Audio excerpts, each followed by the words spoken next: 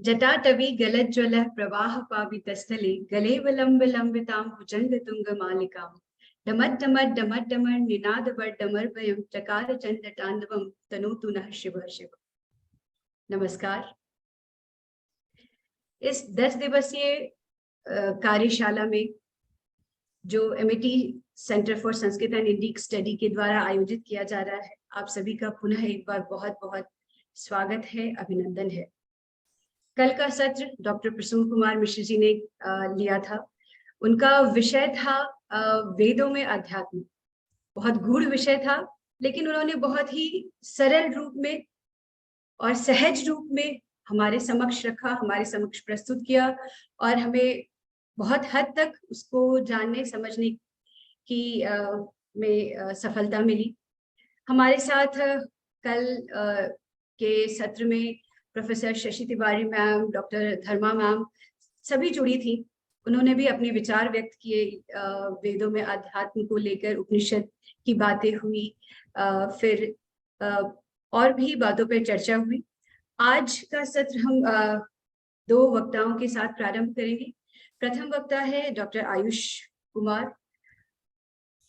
आयुष गुप्ता जी। आप department of वैदिक study doctor Hari Singh गौर विश्वविद्यालय सागर में असिस्टेंट प्रोफेसर के रूप में कार्यरत है। दूसरी वक्ता है हमारी professor Shashi Tiwari ma'am, president है वेव इंडिया की। तो हम ज्यादा समय ना लेके अपने प्रथम वक्ता डॉक्टर आयुष गुप्ता सर को आमंत्रित करते हैं। डॉक्टर आयुष गुप्ता जी, आपका इस आभासीय पटल पे बहुत बहुत स्वागत है, अभिनंदन। जी, बहुत धन्यवाद सुप्रिया मैम।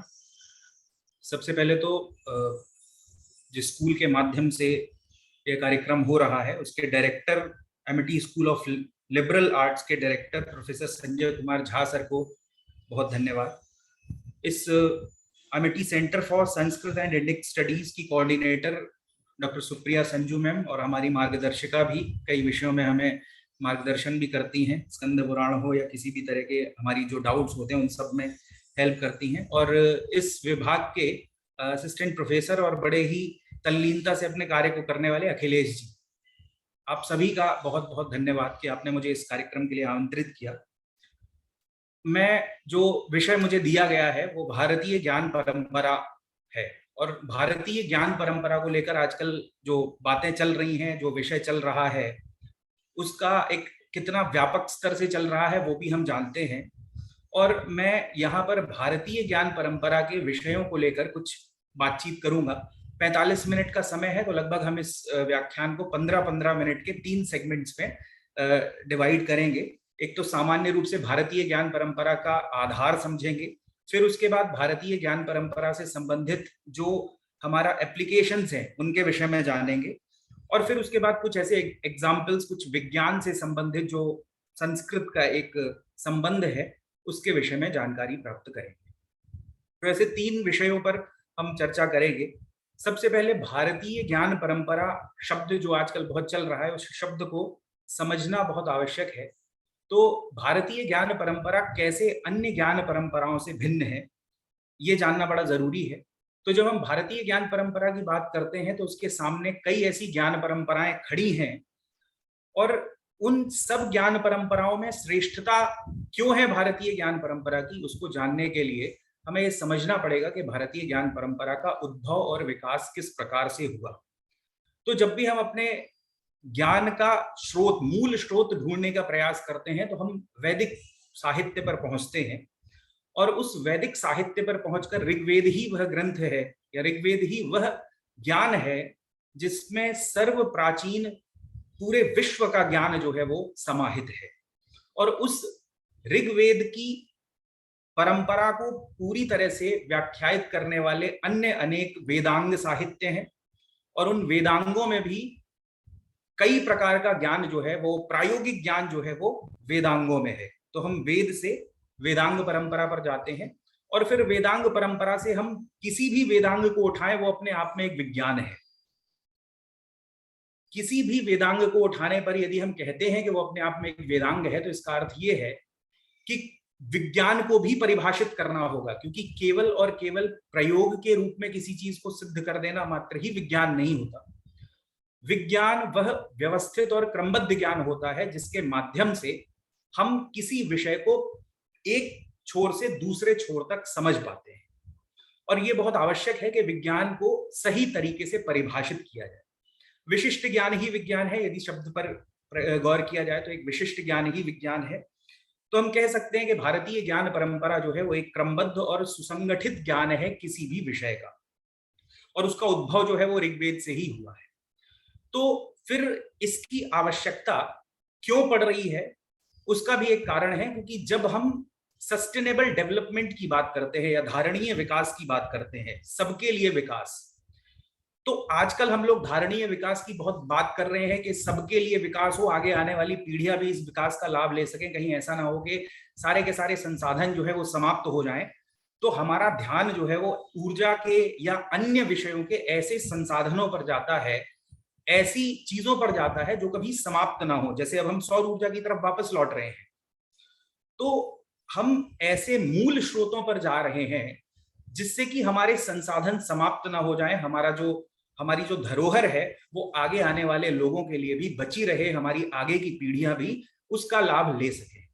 तो हम किस संस्कृति की तरफ जा रहे हैं, इसका मतलब है कि हम जो एक संस्कृति दो तरह से पल्लवित होती है, दो तरह से विकसित होती है।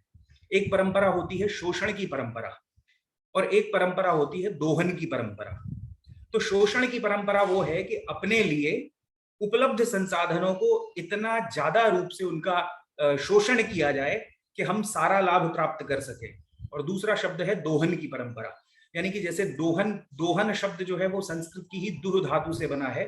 तो गाय का दूध जैसे एक ग्वाला दुहता है, वो उसके बच्चे के लिए भी छोड़ देता है, तो ये परंपरा जो है वो दोहन की परंपरा है। और संसाधनों के साथ दोहन की परंपरा का ज्ञान भी हमें हमारी वैदिक परंपरा से ही होता है, क्योंकि हमारी वैदिक परंपरा में हमारे एक पूरे जीवन काल में जो भी कार्य हैं वो केवल हमारे अपने लिए नहीं है, हमारे समाज के लिए भी हैं और हमारे आसपास रहने वाले जीव जंतुओं के लिए भी हैं, उसके साथ साथ हमारी प्रकृति के लिए भी है। तो इसका मतलब ये हुआ कि भारतीय संस्कृति जो है वो केवल और केवल स्व आधारित नहीं है, वो पर में भी विश्वास करती है और किसी भी तरह से अपने आप को केंद्रित करके वह संस्कृति आगे नहीं बढ़ती। सबका साथ और सबका विकास, ऐसी भावना जो है वो बहुत पहले से हमारी संस्कृति में विद्यमान है। वेदों की परंपरा में वो ज्ञान जो है वो बहुत पहले से निहित है। और जब हम कहते हैं कि यूनान मिश्र रोमा सब मिट गए जहां से, कुछ बात है कि हस्ती मिटती नहीं हमारी, तो हमारी हस्ती क्यों नहीं मिटती उसके कारण पर भी अगर हम गौर करें तो शायद यूनान मिश्र और रोम की अगर आप संस्कृति को देखेंगे तो उन्होंने मैटर पे ज्यादा फोकस किया है, यानी कि पदार्थ पर, भौतिक पदार्थों पर उनका फोकस ज्यादा है। आप यूनान मिश्र और रोम की प्राचीन परंपराओं को उठाकर देखिए तो आपको बड़े मटेरियलिस्टिक चीजें मिलेंगी। कभी वो शरीर को संरक्षित करने के लिए ममीज बनाते हैं, उनका संरक्षण किस पर है? उनका संरक्षण उन भौतिक तत्वों पर है जिसे हमारे यहाँ गीता और अन्य शास्त्रों में बिल्कुल नकार दिया गया है कि शरीर तो बहुत सेकेंडरी और टर्सरी चीज है, जो मूल है वो आत्मा है। तो आप मिस्र में जाके देखेंगे तो वहां पिरामिडों को संरक्षित किया गया है। पिरामिडों को संरक्षित करने का मतलब है कि आप उनके रूप, उनके शरीर, उनके बाह्य आकार पर ज्यादा फोकस कर रहे हैं और आपके मानसिक मनोविज्ञान का इससे भरपूर कोई भी अनुमान कर सकता है कि आपका जो सेंट्रलाइजेशन है, आपका जो दिमाग का है, आपका सोचने का जो तरीका है वो कितना मटेरियलिस्टिक है। और भारत की जो परंपरा है वहां पर क्या संरक्षित किया हमने वहां पर ज्ञान संरक्षित किया और वाणी संरक्षित की और उसी को हमने श्रुति कहा। इसीलिए हमारे यहाँ श्रुति परंपरा किसी ऋषि की फोटो से ज्यादा महत्वपूर्ण है और हमारे यहाँ जो लिखता है वो अपना नाम तक नहीं छोड़ता। तो ये हमारे यहाँ की परंपरा की विशेषता है कि जब हम अपने ज्ञान को आगे बढ़ाने का प्रयास करते हैं तो उसमें हमें किसी के भौतिक गुणों की और उसके किसी एट्रीब्यूट की वर्णन करने का हमें कोई मतलब हमारे यहाँ कोई ऐसी परंपरा नहीं रही, लेकिन ज्ञान परंपरा आगे बढ़ती रहे ऐसा हमारी भारतीय संस्कृति की मान्यता रही है और यही भारतीय ज्ञान परंपरा का मूल है। हमने बात की यूनान मिश्र रोमा सब मिट गए जहां से, कुछ बात है कि हस्ती मिटती नहीं हमारी, तो हमारी हस्ती न मिटने के पीछे ये मूल कारण है, और इस मूल कारण पर ही फोकस होकर हम भारतीय ज्ञान परंपरा और पाश्चात्य ज्ञान परंपरा के अंतर को स्पष्ट करेंगे।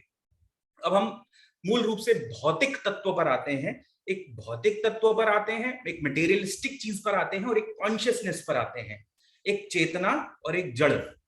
तो इन जड़ और चेतन का जब हम और अधिक विस्तार करते हैं, तो ये जो जड़ पदार्थ हैं वो सारे हमारे पूरी तरह से एक जो हमारे रहन सहन में बहुत लग्जरीज की बात करते हैं, उसको जोड़ेंगे हम जड़ तत्व से या मटेरियलिस्टिक चीजों से।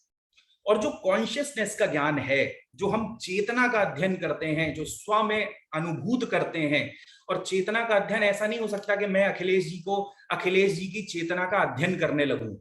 मुझे अगर चेतना का अध्ययन करना है तो मुझे स्व में लीन होना पड़ेगा, क्योंकि मेरे पास अपनी ही आत्मा का ज्ञान प्राप्त करने का सोर्स है। मतलब मेरे पास वो संसाधन है जिससे मैं अपनी ही आत्मा का ज्ञान प्राप्त कर सकता हूं, क्योंकि ज्ञान प्राप्त करने के लिए मेरे पास 5 इंद्रियां हैं, और वो 5 इंद्रियों में से कोई भी इंद्रिय जो है वो आत्मा का प्रत्यक्ष नहीं करती।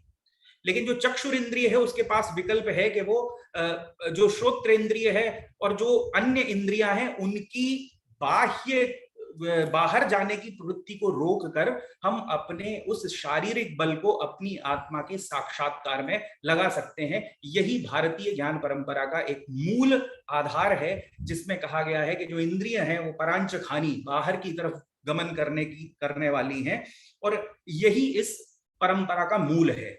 तो हमने मटेरियलिस्टिक चीजों की बात की और एक कॉन्शियसनेस की बात की। इन मटेरियलिस्टिक और कॉन्शियसनेस का शायद एक सामान्य डिफरेंस आपको समझ में आ गया होगा। ये हम केवल और केवल पारंपरिक बात नहीं कर रहे हैं, बड़ी प्रायोगिक बात है।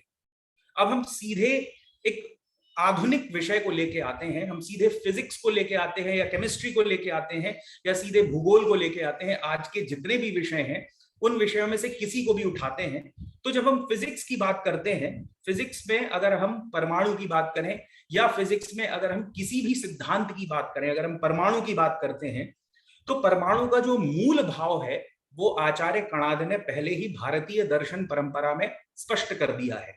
और आचार्य कणाद ने परमाणु का जो सिद्धांत स्पष्ट किया है, वो सिद्धांत केवल और केवल एटॉमिक मॉडल नहीं है, वो उसमें सब एटॉमिक मॉडल भी है, यानी कि अणु भी है, परमाणु भी है, और परमाणु को तोड़ने पर उससे छोटी छोटे जो अन्य कण बनेंगे वो सारे भी हैं। तो इसका मतलब ये हुआ कि आचार्य कणाद जो हैं वो उस लेवल की बात करते हैं जहां से आज का फिजिक्स शुरू होता है। मतलब आचार्य कणाद के लिए भी किसी तत्व के निर्माण का जो मूल है वो परमाणु है, और आधुनिक फिजिसिस्ट यानी कि भौतिक वैज्ञानिकों के लिए भी जो आज बिल्डिंग ब्लॉक है या जो बनाने वाला जो तत्व है वो परमाणु ही है। तो आचार्य कणाद ने उस परमाणु के विषय में इतना व्यापक चिंतन किया कि आधुनिक साइंटिस्ट जो रदरफोर्ड का नाम लें या डाल्टन का नाम लें या किन्हीं भी वैज्ञानिकों का नाम लें, उन वैज्ञानिकों से कहीं आगे जाकर, यानी कि अभी एक बीच में एक दौर आया था, आप फिजिक्स में नोबेल प्राइज सुनेंगे तो आपको वो मिलेंगे कि एटम को और छोटा छोटा तोड़ने वालों को नोबेल प्राइज मिल रहा है। लेकिन हमारे यहाँ आचार्य कणाद ने उस समय ये कह दिया था कि अनवस्था दोष हो जाएगा अगर आप उसको बार बार तोड़ेंगे। तो उन्होंने परमाणु को उस स्थिति तक तोड़ा जिसके बाद वो टूट ही नहीं सकता। और इस तरह से तोड़ने का कारण क्या था? क्योंकि वो एक ऐसी परंपरा को जन्म देना चाहते थे, वो एक ऐसे विषय तक आपको उस गहराई तक ले जाना चाहते थे कि जो परमाणु है वो भौतिक अवस्था है, और उससे ठीक पहले की अवस्था क्या होगी। यानी कि आप अपने विश्व में जो ये भौतिक चीजें देख रहे हैं, उन भौतिक चीजों से सबसे पहले जो फिजिकल मैटर रहा होगा, फिजिकल चीज रही होगी, वो परमाणु रही होगी।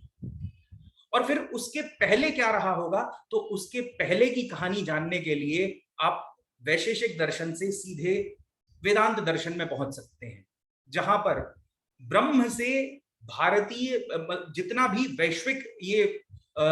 वैश्विक जगत है, इस जगत की वस्तुओं का कैसे ब्रह्म से उन्होंने एक्सप्लेनेशन दिया है, कैसे उन्होंने इसकी उत्पत्ति बताई है, किस तरह से सूक्ष्म शरीर, स्थूल शरीर इत्यादि का एक पूरा का पूरा जो व्याख्या है वो उन्होंने की है, जो कि क्वांटम फिजिक्स, जो आज क्वांटम फिजिक्स यानी कि क्वांटम भौतिकी का जो विषय है, उस विषय को पूरी तरह से व्याख्यायित करता है, और इतने तार्किक रूप से व्याख्यायित करता है कि आज भी कोई क्वांटम फिजिसिस्ट जो है वो ये दावा नहीं करते कि उन्होंने जो ये फिनोमेना बताई है उसका प्रूफ कैसे होगा।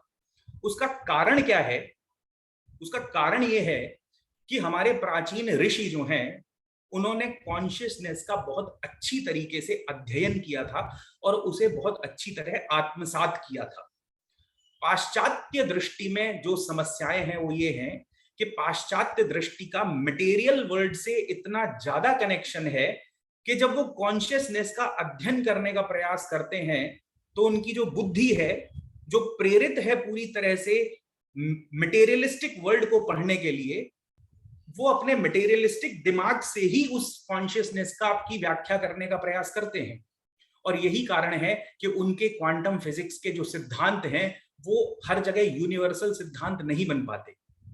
तो कणाद वो आचार्य हैं जिन्होंने आपको इस भौतिक जगत से इसके सबसे सूक्ष्म कण परमाणु तक पहुंचाया, और इस सूक्ष्म कण परमाणु के बाद की जो अवस्था है वो है एनर्जी की अवस्था। क्योंकि जब भी कोई भौतिक पदार्थ उत्पन्न होता है तो वो एनर्जी से ही उत्पन्न होता है। और ये सिद्धांत दिया था, E = mc², एक इक्वेशन है, आइंस्टाइन ने ये सिद्धांत दिया था, और ये आइंस्टाइन इसको महसूस कर सकते थे। आइंस्टाइन वो वैज्ञानिक थे जिन्होंने ऊर्जा और द्रव्यमान के बीच एक संबंध स्थापित किया। उन्होंने बताया कि जब भी कोई फिजिकल मैटर एग्जिस्ट करेगा तो उससे पहले उसकी अवस्था जो है वो एनर्जी की होगी, और ये एनर्जी जो है वो कुछ नहीं, कॉन्शियसनेस का फॉर्म है, जिस कॉन्शियसनेस को आप आंखों से तो देख नहीं सकते लेकिन महसूस कर सकते हैं। और जब हम सांख्य दर्शन जैसे दर्शनों की भी बात करते हैं तो वहां भी जब हम सृष्टि प्रक्रिया देखते हैं तो प्रकृति से महत, महत से अहंकार, अहंकार के सात्विक अंश से 5 ज्ञानेंद्रियां, 5 कर्मेंद्रियां, 1 मन, और अहंकार के तामस अंश से जो 5 तन्मात्राएं बनती हैं, वो 5 तन्मात्राएं भी एनर्जी का ही स्वरूप है। और उन 5 तन्मात्राओं से 5 महाभूतों की जो उत्पत्ति है वो 5 महाभूत फिजिकल मैटर है। तो हमारे यहाँ एनर्जी और फिजिकल मैटर का एक प्रॉपर डिफरेंस लोगों ने महसूस किया है। हमारे आचार्यों ने कॉन्शियसनेस और इस मटेरियलिस्टिक जगत दोनों का बहुत व्यापक अध्ययन किया है। इस कारण से वो कॉन्शियसनेस और मैटर के डिफरेंस को बता पाते हैं। अब मैं आपको आधुनिक विज्ञान के कुछ ऐसे उदाहरण बताता हूं, जैसे एक सिद्धांत है हाइजेनबर्ग का अनिश्चितता का सिद्धांत, अनसर्टेनिटी प्रिंसिपल। वो ये कंफर्म ही नहीं कर पाते हैं कि कोई भी वस्तु जो है या कोई भी कण जो है वो पार्टिकल नेचर शो कर रहा है या वेव नेचर शो कर रहा है। मतलब वो कॉन्शियसनेस और मटेरियलिस्टिक चीजों के बीच में कोई संबंध स्थापित नहीं कर पाते और उसमें घालमेल कर देते हैं। एक साइंटिस्ट हैं यंग, उन्होंने एक प्रैक्टिकल किया डबल स्लिट, और वो कहते हैं जब कोई प्रेक्षक वहां मौजूद होता है यानी कि कोई ऑब्जर्वर होता है तो वो जो है वो पार्टिकल नेचर शो करता है, और जब कोई ऑब्जर्वर मौजूद नहीं होता है तो वो एक तरह से वेव नेचर शो करता है। तो इस तरह के भ्रामक विचारों को पाश्चात्य विद्वानों ने विज्ञान का नाम देकर आपके सामने इस तरह प्रस्तुत किया, और उनके पीछे एक लॉबिंग होती है। मतलब कि आप उनके प्रैक्टिकल्स जो हैं वो पता नहीं किस आधार पर उसका जो क्राइटेरिया है, उसकी जो कसौटी है वो कितनी सही है आप ये नहीं कह सकते, लेकिन आप उस लॉबिंग की वजह से उस सिद्धांत को मानना शुरू कर देते हैं। और इसीलिए हाइजेनबर्ग और यंग जैसे जो वेस्टर्न साइंटिस्ट हैं वो फेमस हो जाते हैं, और उनके सिद्धांत जो है हमारी पुस्तकों में आ जाते हैं। और ये एक बहुत बड़ी समस्या है जो कि विज्ञान के साथ है। अब दूसरी बात मैं गणित की करूंगा।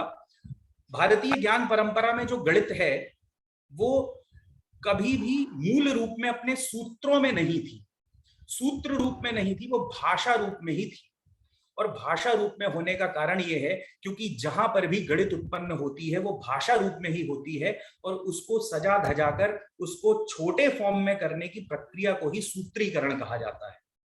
तो हमारे यहाँ जो मैंने आपको वेद और वेदांग की परंपरा बताई, उसमें जो वेदांग की परंपरा है उन वेदांगों की परंपरा में जो शुल्ब सूत्रों की परंपरा है, उन शुल्ब सूत्रों में इतनी थ्योरीज लिखी हुई हैं कि आप उसकी 2 पंक्तियां कहीं से भी उठा लीजिए, किसी भी शुल्ब सूत्र को उठा के जहां वेदी बनाने की प्रक्रिया हो, उसकी कोई भी 2 पंक्तियां उठा लीजिए, आप पाइथागोरस से ज्यादा फेमस हो जाएंगे। पाइथागोरस ने काम क्या किया है? पाइथागोरस ने बोधायन शुल्ब सूत्र की सिर्फ एक पंक्ति को उठाया है, उसको रेफर नहीं किया है, उसको कहीं उसका रेफरेंस नहीं दिया है, उसका सीधे ट्रांसलेशन करके आपको पाइथागोरस की थ्योरम नाम से दे दी है। और आप विश्वास नहीं करेंगे कि बोधायन के शुल्ब सूत्र में उस प्रमेय के शब्द जो हैं वो स्पष्ट रूप से आप उसको ट्रांसलेट करिए, आपको स्पष्ट हो जाएगा कि क्या कह रहे हैं। वो कहते हैं दीर्घ चतुरश्रयाक्षण्या रज्जु पार्श्वमानी तिर्यकमानी यत् पृथक भूते कुरुते तद उभयम करोति। और ये जो फिनोमेना है वो एक आयत से संबंधित बात है, और आयत के बीच में एक विकर्ण बनाने से जो त्रिभुज बनता है, उस त्रिभुज का नाम लेकर पाइथागोरस फेमस हो गया। भारतीय ज्ञान परंपरा के विषय में दूसरी बात अगर हम गणित की करें तो गणित में पाई का कॉन्सेप्ट हम लोग जानते हैं, और ये पाई जो है वो एक कांस्टेंट है। जब हम वृत्त के विषय में बात करते हैं तो उसमें पाई का कॉन्सेप्ट जो है वो हमेशा रहता है। तो ये पाई जो है वो एक कांस्टेंट है, और अगर हम इसको थोड़ा सा समझने का प्रयास करें तो जो पाई है वो किसी वृत्त की परिधि और व्यास का अनुपात होता है।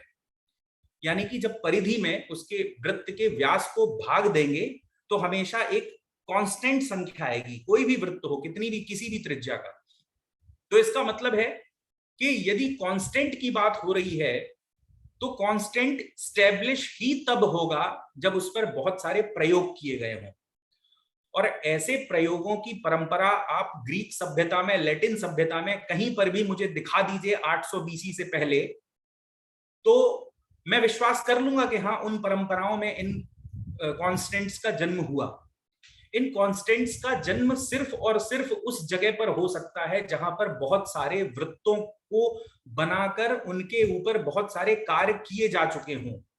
इसीलिए क्योंकि हम जैसे हम इंडक्टिव लॉजिक की बात करते हैं या डिडक्टिव लॉजिक की बात करते हैं, तो हम ये कहते हैं कि जब तक हम 50 लोगों को, जब किसी व्यक्ति ने 50-100 लोगों को मरते हुए देखा होगा, तभी उसने ये वाक्य स्टैब्लिश किया होगा कि मनुष्य एक मरणशील प्राणी है।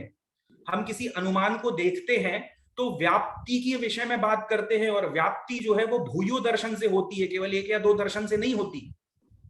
तो इसका मतलब है कि जब भी हम किसी ऐसे वाक्य की स्थापना करते हैं या किसी अनुमान की स्थापना करते हैं या किसी ऐसी कांस्टेंट को एस्टैब्लिश करते हैं मैथमेटिक्स में, तो उस पर बहुत सारे प्रयोग होने बहुत आवश्यक हैं। यदि उस पर बहुत सारे प्रयोग नहीं हुए तो वो कांस्टेंट नहीं कहलाएगा। तो जैसे पाई की स्थापना में हमारे पास एक बात आई कि पाई की स्थापना केवल वहीं हो सकती है जहां पर बहुत सारे वृत्त बनाकर उनकी परिधि और व्यास के मध्य संबंधों को अध्ययन किया गया होगा, और ये देखा गया होगा कि हर जगह इनके जो अनुपात हैं वो बराबर आ रहे हैं।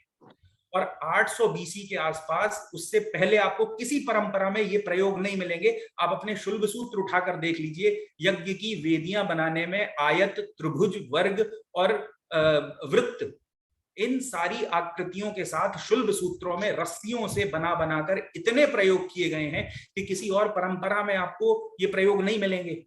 और ये प्रयोग ना मिलने के बावजूद भी एक कांस्टेंट जो है उसका नाम पाई, थीटा, डेल्टा, इस तरह के नामों का प्रयोजन क्या है?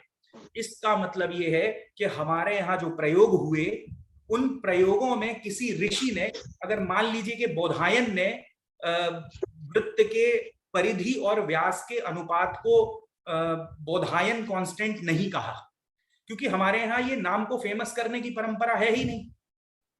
अगर हमारे यहाँ भी वो पेटेंट वाली परंपरा होती, भारतीय ऋषियों को भी ये एक तरह से जिसको कहते हैं आइडेंटिटी क्राइसिस होते, तो वो उस पाई का नाम बोधायन कांस्टेंट भी रख सकते थे, लेकिन उन्होंने उसको छोड़ दिया। और ये दिमाग वेस्टर्न वर्ल्ड में सबके पास है कि जैसे हमारे यहाँ 4 स्टूडेंट हैं क्लास में, उनमें एक बच्चा बहुत अच्छा काम करता है, और वो बहुत अच्छा काम करता है इसलिए उसकी कॉपी में कटिंग होती है। तो दूसरा बच्चा क्या करता है, उस कटिंग वाले से कॉपी मांगता है, बोलता है भैया अपनी कॉपी दे दो, मैं कॉपी करूंगा। उसको सजा वजा के बहुत अच्छे से उस अच्छे काम को अपने टीचर को दिखाता है, और टीचर को लगता है सजा हुआ जो काम कर रहा है वो अच्छा बच्चा है। लेकिन उसे ये नहीं पता कि ये जो सजा हुआ काम कर रहा है वो उस काम की चोरी है जो अपनी बुद्धि से कर रहा है। और यही काम हमारे गणित के कांस्टेंट्स के साथ हुआ कि जिसको बोधायन कांस्टेंट कहा जाना चाहिए था, उसका नाम ग्रीक से पाई आ रहा है। अगर आपके यहाँ पाई की उत्पत्ति हुई होती, आपके यहाँ पाई की खोज हुई होती, तो आपके शास्त्रों में या आपके किसी ग्रंथ में 8वीं शताब्दी के पहले या 8वीं शताब्दी के 100-200 साल आसपास भी पाई की वैल्यू निकालने वाले प्रयोगों का कोई जिक्र तो होता, लेकिन वो कहीं नहीं है। और भारत के शुल्ब सूत्र, भारत की परंपरा में शुल्ब सूत्र उठाकर देखिए, मैं आपको एक पंक्ति बताता हूं कि दीर्घ चतुरश्रम मतलब दीर्घ चतुरस्र को, यानी कि आयत को वृत्त बनाने की प्रक्रिया, आयत को वर्ग बनाने की प्रक्रिया, ये सारी प्रक्रिया शुल्ब सूत्रों में वर्णित है। और मैं आपको विश्वास दिला रहा हूं कि आप शुल्ब सूत्र को कहीं से भी रैंडमली उठाइए, और अगर वहां यज्ञ वेदी बनाने की प्रक्रिया है और उस सूत्र को आप थोड़ा सा उस पर रिसर्च कर दीजिए, आप भी अगले पाइथागोरस हो सकते हैं। हर एक लाइन अपने आप में एक थ्योरम है। और जो कुछ लोग अगर मैथ्स पढ़े होंगे तो वो जानते होंगे कि पाश्चात्य मैथमेटिक्स का दृष्टिकोण कैसा है। जब आप किसी संख्या को परिमेय या अपरिमेय सिद्ध करने का प्रयास करते हैं तो सबसे पहली पंक्ति आप कहते हैं let suppose p upon q is not a rational number, is a rational number, ये एक परिमेय संख्या है। फिर आप क्या करते हैं, अंत में अपनी एजम्पशन को रॉन्ग सिद्ध कर देते हैं, कहते हैं कि हमारी जो परिकल्पना है वो गलत है, इसका मतलब है कि ये परिमेय संख्या नहीं है। मतलब वेस्टर्न माइंडसेट जो है वो पूरी तरह से बाइनरी है, वो केवल दो ही चीजों को सोचता है। पहला तो वो सेल्फ सेंट्रिक है, वो कहता है मेरी एजम्पशन, ये मेरी परिकल्पना है, और फिर उस परिकल्पना को केवल दो दृष्टियों से ही देखता है कि या तो वो सही होगी या वो गलत होगी। उसका दृष्टिकोण ही बाइनरी है, वो कभी और एंगल से सोच ही नहीं सकता। सबसे पहले आपने कहा, माना कि ऐसे ऐसे ये p अपॉन q जो है वो परिमेय संख्या है, फिर आप अपनी एजम्पशन को रॉन्ग सिद्ध कर देते हैं। तो इस तरह से तो आप सिद्ध करते हैं चीजों को। इसीलिए जो वेस्टर्न ज्ञान परंपरा है, जो पाश्चात्य ज्ञान परंपरा है, उसका आधार ही है स्वकेंद्रित, और दूसरी चीज बाइनरी थिंकिंग, हाँ और ना, उसके अलावा बीच में और कोई ऑप्शन ही नहीं होता। और हमारे यहाँ जैन संस्कृति में आप अनेकांतवाद और शादवाद देख लीजिए, वो ऐसी परंपरा है जिसमें कोई अगर कुछ कह रहा है तो उसको पहले सुना जाता है, उस पर विचार किया जाता है, उसको एकदम से नहीं नकारा जाता। भारतीय ज्ञान परंपरा की ही ये व्यवस्था है जो ज्ञान जैन परंपरा में अनेकांतवाद और शादवाद जैसे दर्शन के सिद्धांतों को जो है वो स्थान देता है। और इससे ज्यादा उदारवादी कौन सी संस्कृति होगी जो एक राउंड टेबल पे बैठकर बात करने की बात करती है। तो ये तो हुई गणित की बात। उसके बाद हम और भी कई विषयों पर देख सकते हैं। हम अद्वैत वेदांत में जो मनोविज्ञान है उसकी भी चर्चा करेंगे, कि अद्वैत वेदांत जो है वो कॉन्शियसनेस को शार्प करने का एक सबसे अच्छा माध्यम है। ये काउंसलिंग जो करते हैं, जो मनोवैज्ञानिक हैं, वो भी अद्वैत वेदांत का प्रयोग अपनी काउंसलिंग की प्रक्रिया में कर सकते हैं, क्योंकि अद्वैत वेदांत जो है वो एक ऐसा दर्शन है जो बहुत्व से एकत्व की ओर ले जाता है।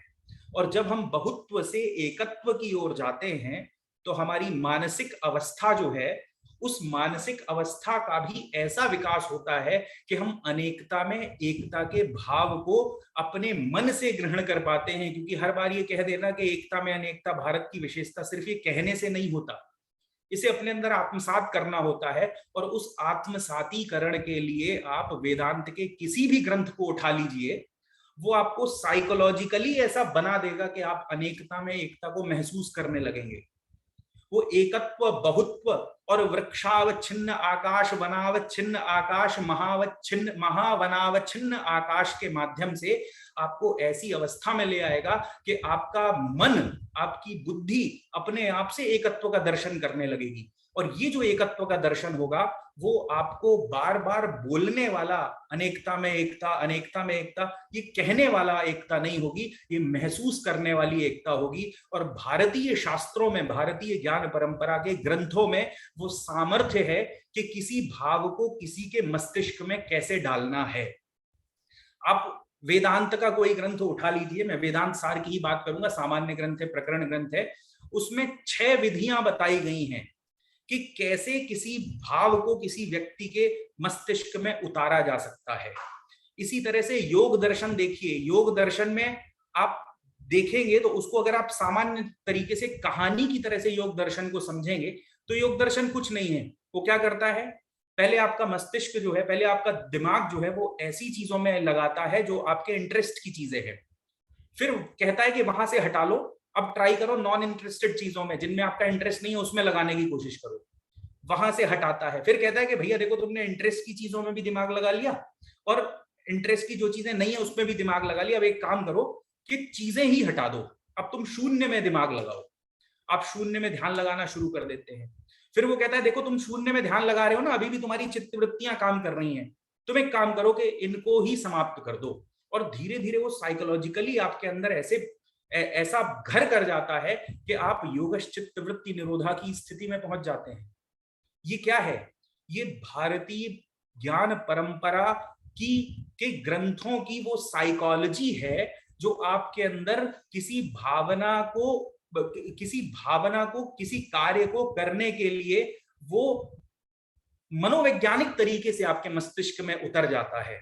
कि देवदत्त जब यज्ञदत्त से कहता है कि ये काम करो, तो जो प्रेरित करता है उसको, वो जो भावना है, वो भावना इन टेक्स्ट में स्वयं पहले से बनी हुई है, उनके अंदर वो निहित है। तो हमने मैथमेटिक्स की बात की, मैथमेटिक्स में दो कॉन्सेप्ट्स की बात की। अब देखिए फिजिक्स जो है उस पर भी हमने चर्चा की। तो फिजिक्स को दो भागों में, अब भारतीय ज्ञान परंपरा से पाश्चात्य ज्ञान परंपरा प्रभावित बहुत तेजी से है, क्योंकि अब जो वैज्ञानिक प्रयोग हैं वो फिजिकल चीजों से निकलकर कॉन्शियसनेस की तरफ जाने का प्रयास कर रहे हैं। अब हमारा जो आध्यात्मिक चिंतन है, उस चिंतन की तरफ विज्ञान की गति है, लेकिन कई ऐसे राजनीतिक वैज्ञानिक हैं जो मैटर से निकलकर कॉन्शियसनेस पर नहीं जाने देना चाहते। इसीलिए बार बार जो भी प्रयोग हैं, उन प्रयोगों को वो असिद्ध करने का प्रयास करते हैं।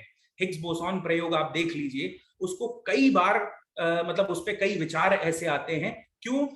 क्योंकि वो कॉन्शियसनेस की तरफ ले जाता है फिजिकल मैटर से, और फिजिक्स जिस दिन कॉन्शियसनेस की तरफ चली गई, उस दिन विज्ञान से पाश्चात्य जगत का एकाधिकार समाप्त हो जाएगा, क्योंकि पाश्चात्य जगत का जो एक्सपर्टीज है वो केवल फिजिकल मैटर पर है।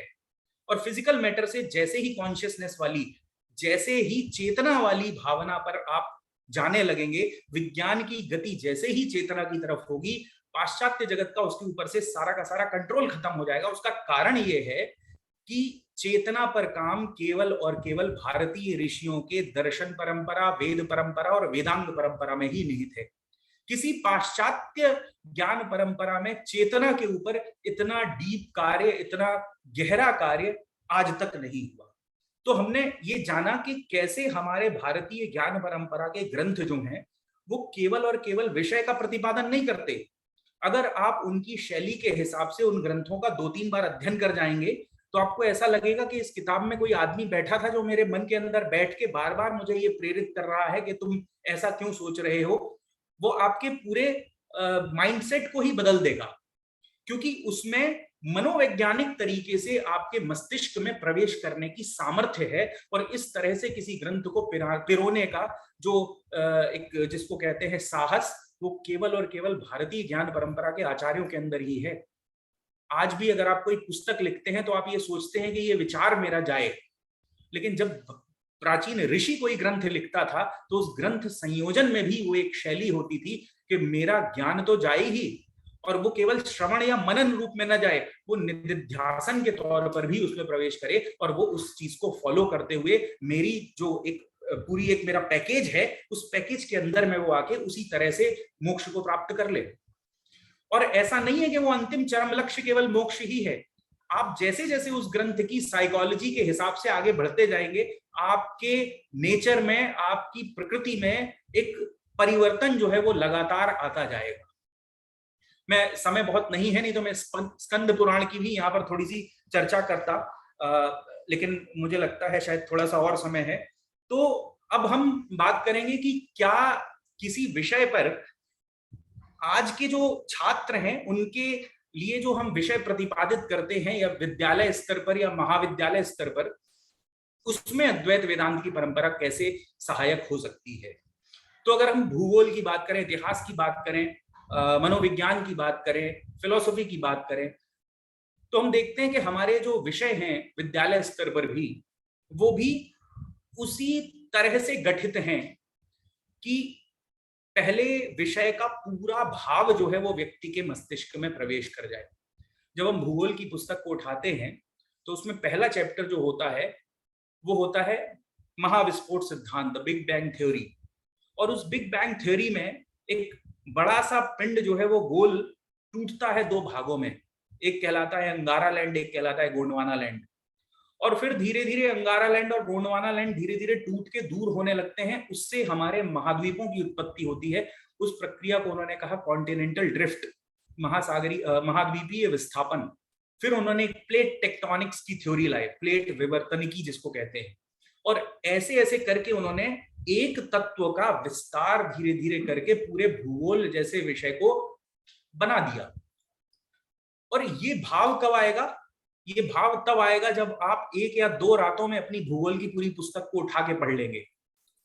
अगर आपने उसका अलग अलग तरीके से अध्ययन किया कि आज मैं पहला अध्याय पढ़ूंगा, 10 दिन बाद में दूसरा अध्याय पढ़ूंगा, 10 दिन बाद में तीसरा अध्याय पढ़ूंगा, तो शायद वो महावाक्यता जो उस विषय की है वो उस विषय की महावाक्यता बनने में बड़ा मुश्किल होगा। अगर आप कभी अपनी पुस्तक को, अपनी ज्योग्राफी की पुस्तक को आगे से पीछे की तरफ 2 रातों में पढ़ने की कोशिश कीजिए, आपको केवल ज्योग्राफी का एकत्व समझ में नहीं आएगा, आपको एकत्व का भाव समझ में आएगा कि ये एकत्व का भाव होता क्या है, ये क्यों हम राज्यों की राजधानियां पढ़ रहे हैं, क्यों हम पर्वतों के नाम पढ़ रहे हैं, ये भ्रंश घाटी क्यों पढ़ रहे हैं। ये सारी चीजें जो हैं वो उसी मनोविज्ञान का एक हिस्सा है जो अद्वैत वेदांत कहीं ना कहीं एकत्व की ओर या बहुत्व से एकत्व की ओर जाने की उनकी जो प्रक्रिया है, उनकी क्या प्रक्रिया है, वो पहले वन कहेंगे, वो पहले वृक्ष कहेंगे, पहले कहेंगे वृक्षावच्छिन्न आकाश, फिर कहेंगे वनावच्छिन्न आकाश, और फिर उसके बाद अंत में कहेंगे महावनावच्छिन्न आकाश। तो वो आपको पढ़ाते पढ़ाते पढ़ाते पढ़ाते वो ऐसे प्रयोगों से आपको उस एकत्व तक पहुंचा देंगे कि वो एकत्व केवल विषय में नहीं रहेगा, वो केवल श्रवण और मनन का विषय नहीं रहेगा, उसमें निधिध्यासन का तत्व भी स्वतः ही सम्मिलित हो जाएगा।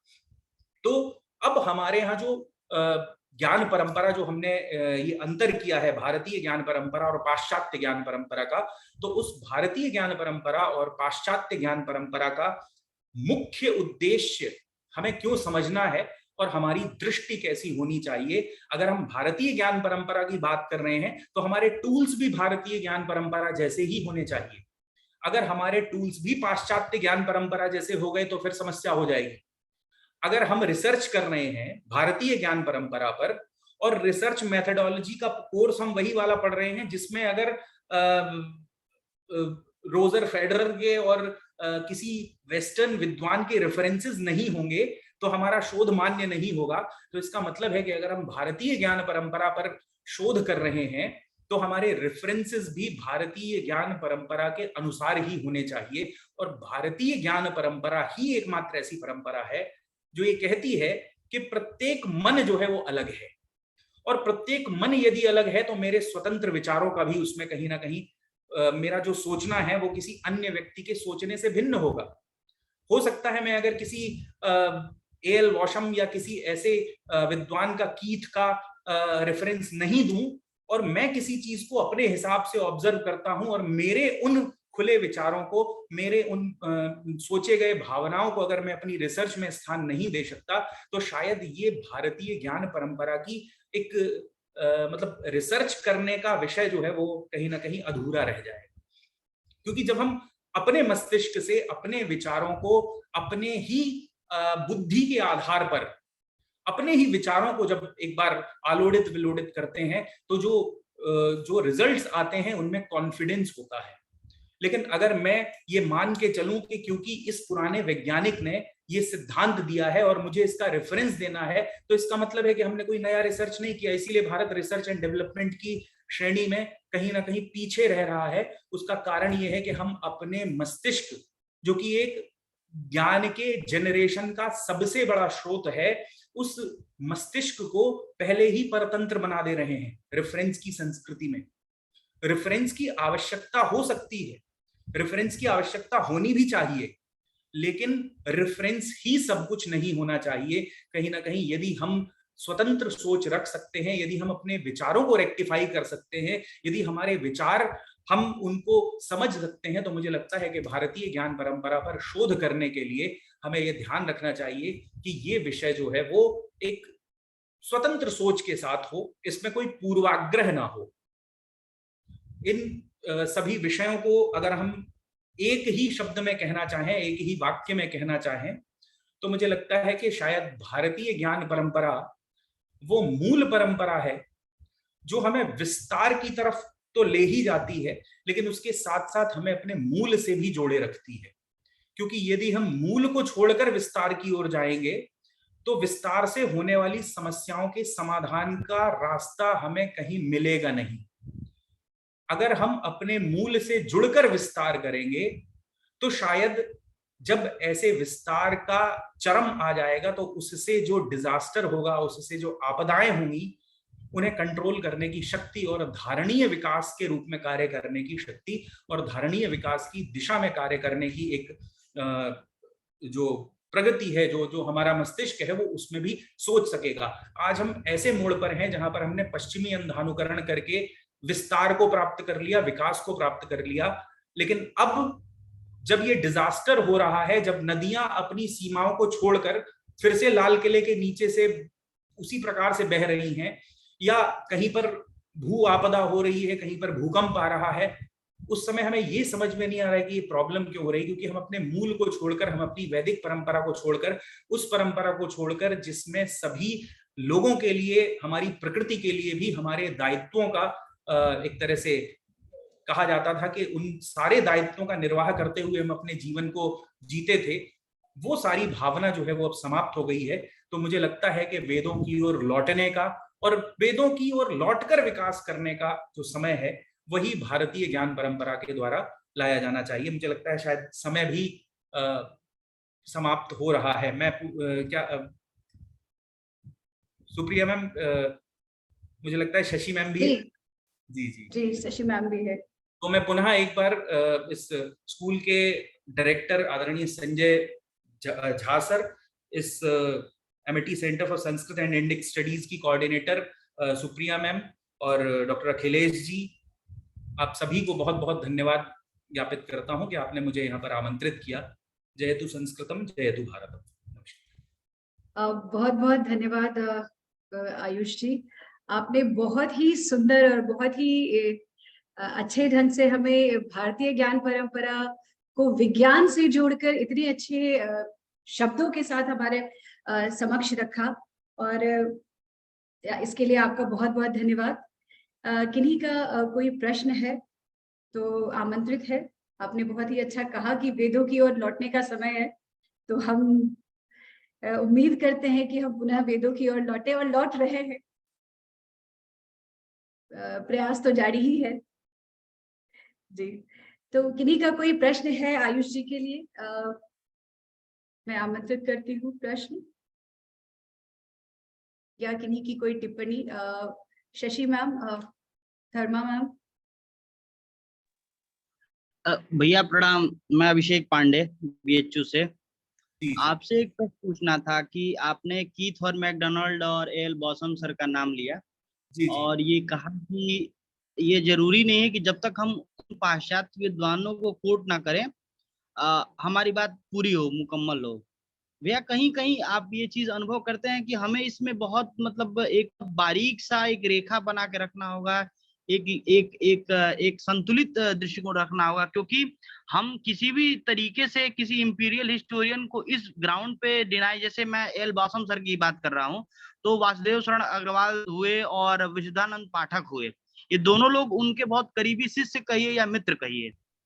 तो वासुदेव शरण अग्रवाल सर जिस तरीके से एल बॉसम की बात करते हैं, तो किसी भी दृष्टिकोण से वो किसी भारतीय इंडोलॉजिस्ट से कम बड़े इंडोलॉजिस्ट एल बॉसम सर नहीं थे।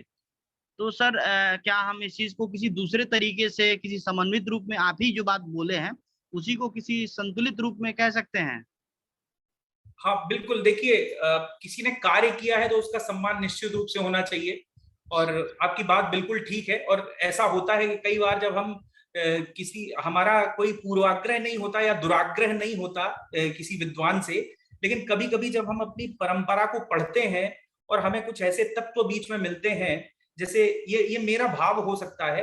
आप यदि उनका आदर करते हैं, मैं भी उनका आदर करता हूं, क्योंकि वो अगर पहली लेखनी ना चलाते तो शायद ये सारी विद्या जो है वो हमारे सामने आ भी नहीं पाती आज। तो हो सकता है ये मेरे भाव हों, मैं आपकी भी भावना का सम्मान करता हूं, और मैं ये भी कहता हूं कि ये जो लोग हैं इनका योगदान बहुत रहा है। इन्होंने भले ही गलत डेटिंग की हो या इन्होंने किसी एजेंडे के तहत कार्य किया हो, उसको हम अगर थोड़ा सा नजरअंदाज करें तो मैं भी इनका सम्मान करता हूं।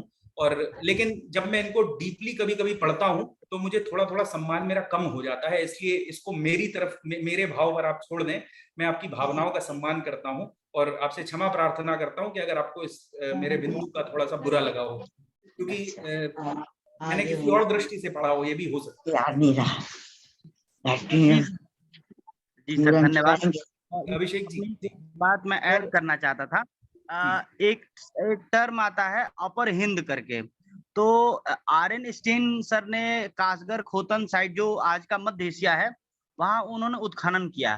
तो वो एक विदेशी अंग्रेज अधिकारी थे और उनका अपना एक इंपीरियल अप्रोच था, तो उसी अप्रोच से वहां काम करने गए वो। लेकिन जब उन्होंने खोतन में धम्मपद का जो उन्होंने पांडुलिपि पाया, या फिर वैष्णव धर्म के जैसे शिव के मतलब अवलोकितेश्वर के, विष्णु के, शिव के मूर्तियां जब उन्होंने वहां प्राप्त की, तो एक अंग्रेज अधिकारी जो है ना, वो ना चाहते हुए भी प्राच्य विद्या का एक अध्येता बनने पर मजबूर हो जाता है, उसकी विविधता को देख के, उसके विशाल परिक्षेत्र को देख करके। तो इसलिए मैं चूंकि उस विषय पे काम कर रहा हूँ तो मैं ये बता रहा हूँ ये बात। तो मुझे ये लगा कि नहीं, हमें थोड़ा, जब हम किसी को किसी पोर्ट्रेट कर रहे हैं तो थोड़ा ना हमें सजग होकर के ये, क्योंकि कई जगह हम देखते हैं जैसे अगर विलियम जोन्स नहीं होते तो मुझे लगता है कि अशोक के अभिलेख और ये सारी चीजें हमारे लिए, तो मैं भी आपके विचारधारा को पूरा सम्मान करता हूँ कि हम तब तक क्यों नहीं सही होंगे जब तक कोई और हमें सही ना साबित करे। लेकिन जब हम बात कह रहे हैं सर, तो हमें ये देखना चाहिए कि क्या हमारे पहले किन किन लोगों ने हमारे तक से जुड़ी बातें कही हैं। तो इसलिए वो विदेशी हो, भारतीय हो, मुसलमान हो, ईसाई हो, या फिर मैं जैसे तहकीक हिंद की बात ही कर लेते हैं, तो अलबरूनी निसंदेह आया था किसी के साथ और वो एक राजा का गुलाम था, तो वही करेगा, लेकिन वो अपने कहने में बहुत बेहतर बातें भी हमारे लिए कहता है। तो मुझे लगता है कि उसकी बेहतर चीजों को उठा करके बाकी चीजें छोड़ देनी चाहिए, उसके विचार और वो जो चीजें थी। बिल्कुल बिल्कुल ठीक बात है। वही मैं कह रहा हूं कि उनकी जो बेहतर बातों के लिए मैं आपके भावना का सम्मान करता हूं, मैं आपसे क्षमा प्रार्थना भी करता हूं, ये तो मैं कह रहा हूं। लेकिन जब मैं उनको बहुत डीपली पढ़ता हूं, उनके एजेंडे को पढ़ता हूं, जब मैं किसी विषय पर बहुत गहराई से चिंतन करता हूं या कोई भारतीय पुरालिपि जैसी पुस्तकों को पढ़ता हूं, तो मुझे लगता है कि शायद ये भी एक ज्ञान की राजनीति है, जिसे हम यहाँ समय अभाव के कारण डिस्कस नहीं कर पा रहे हैं। लेकिन मैं आपका जरूर सुप्रिया मैडम से नंबर लूंगा, आपसे चर्चा भी करूंगा निश्चित। जी जी बिल्कुल, मुझे लगता है कि हम जो पाश्चात्य विद्वान है उनको वहां तक ही समझे या उनको वहां तक ही कोट करे जहां तक वो हमारी भारतीय ज्ञान परंपरा को नुकसान ना पहुंचाए, या भारतीय ज्ञान परंपरा पे वैसी टिप्पणी ना किए वो जो हमें नहीं, मैं एक चीज पहले स्पष्ट कर दूं, सुप्रिया मैम थोड़ा सा 1 मिनट का समय दीजिएगा। मेरा जो रेफरेंस को कोट करने का जो कहना था वो पूरे रेफरेंसिंग संस्कृति को लेके था, इसमें कोई ईसाई, मुसलमान या वेस्टर्न केवल ये नहीं था। तो मेरा ये कहना था कि हमारे विचार भी तो कुछ स्वतंत्र विचार भी तो कुछ महत्व रखते हैं। उसमें उदाहरण के तौर पर मैंने वेस्टर्न स्कॉलर्स को लिया, वो हो सकता है कि मेरी तरफ से एक वो रहा है। जी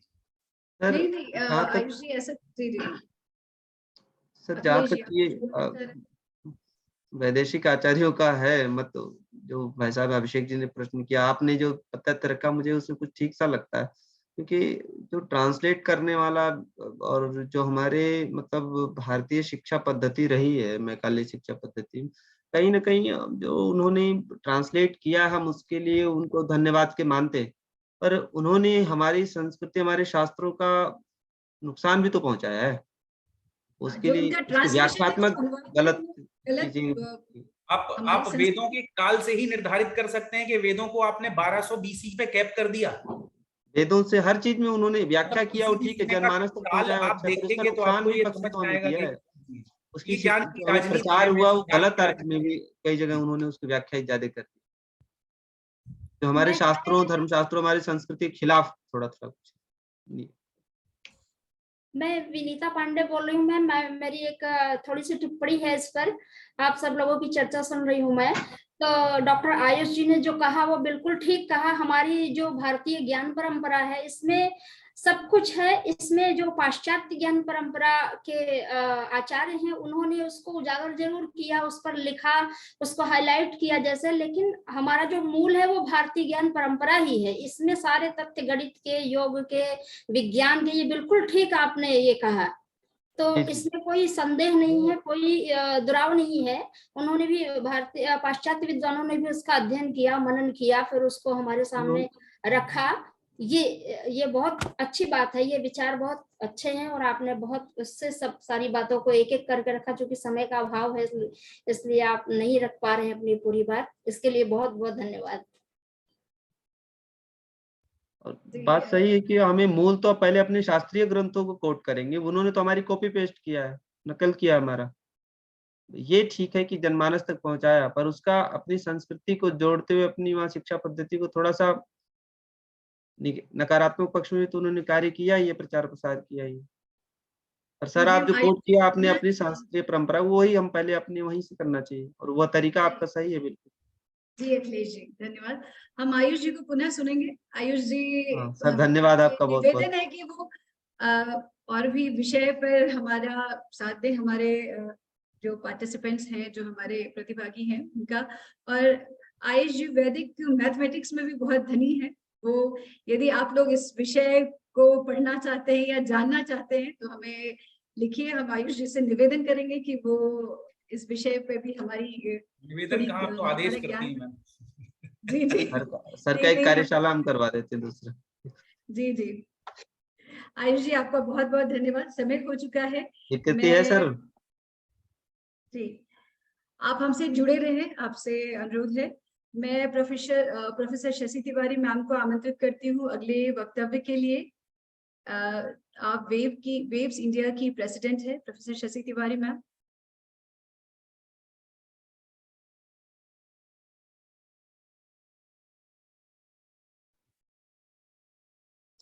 जी मैम, आपका स्वागत है पुनः। आप हमसे रोज जुड़ती हैं लेकिन आज विशेष रूप से आपका स्वागत है। सभी को नमस्ते। आवाज ठीक है? जी मैम। जी मैम प्रणाम। नमस्ते मैम।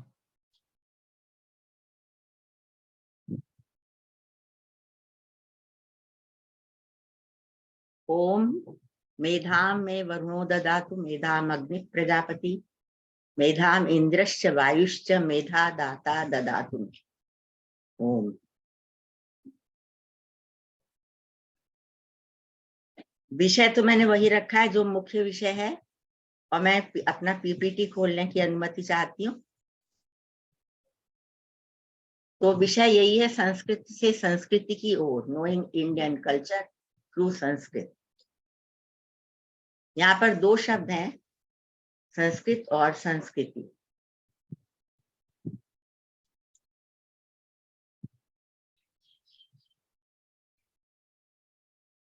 संस्कृति संस्कृताश्रिता एक सूक्ति भी है जिसके अनुसार संस्कृति संस्कृत पर आश्रित है और संस्कृत से संस्कृति की ओर जाया जा सकता है। और ये संस्कृति कौन सी है ये यहाँ पर नहीं लिखा हुआ है, लेकिन हम इसको जानते हैं कि ये भारतीय संस्कृति की बात हो रही है। और भारतीय संस्कृति वैदिक संस्कृति से तात्पर्य रखती है। यानी जब हम भारतीय संस्कृति कहते हैं तो हमारा तात्पर्य वैदिक संस्कृति से होता है। वैदिक संस्कृत का आधार है वैदिक और संस्कृत साहित्य, और ये सारा संस्कृत साहित्य ऋषि परंपरा के द्वारा निर्मित हुआ। इसमें समस्त ज्ञान परंपरा आती है। तो इस तरह जैसे अभी बात हो रही थी, संपूर्ण वैदिक ज्ञान परंपरा और संस्कृत ज्ञान परंपरा का आधार संस्कृत भाषा है। इसलिए संस्कृत का इतना अधिक महत्व है और उसको जानने की, समझने की आवश्यकता है। एक दूसरा इम्पोर्टेंट पॉइंट है कि हमारी पहचान क्या है, हमारा परिचय क्या है। अगर हम अपना परिचय किसी को देना चाहें, अगर इस देश से बाहर चले जाए और वहां पर परिचय देना चाहें, तो हम एकमात्र एक ही परिचय देते हैं कि हम भारतीय हैं। यानी भारतीयता ही हमारी पहचान है। और ये भारतीयता का मूलभूत आधार क्या है? वही भारतीय संस्कृति उसका आधार है, भारतीय विद्या उसका आधार है। यानी कि हमारी अस्मिता जो है वो भारतीय संस्कृति और भारतीय विद्या से है। ये हमारे गर्व का विषय है। तो इसलिए इतनी बड़ी बात जो हमारी पहचान से जुड़ रही है वो संस्कृति और संस्कृत के द्वारा संस्कृत भाषा और साहित्य हम की ओर हमें ले जाता है। इसकी बात बहुत हो चुकी है, इसलिए संक्षेप में ही मैं कहूंगी, संस्कृत का शब्द जो है ये कंप्लीट और परफेक्शन के अर्थ को देता है।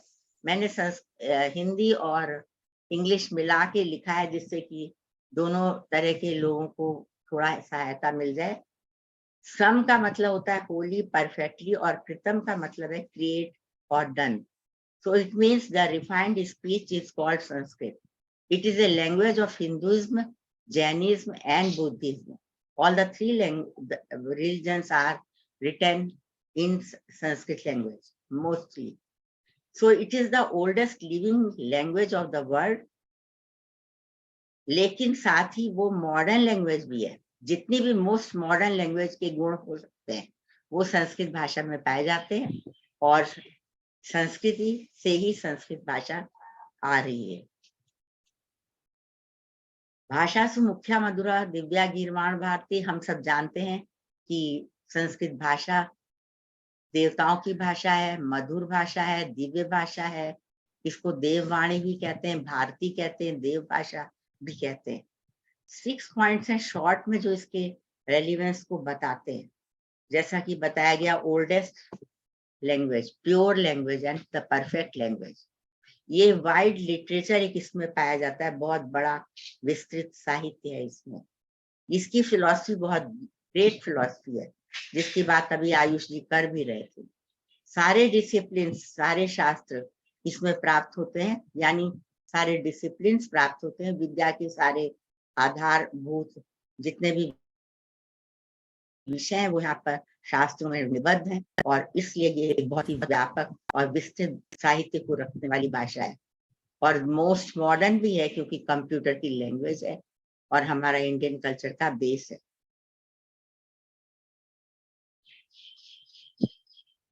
संस्कृति की क्या महत्ता है?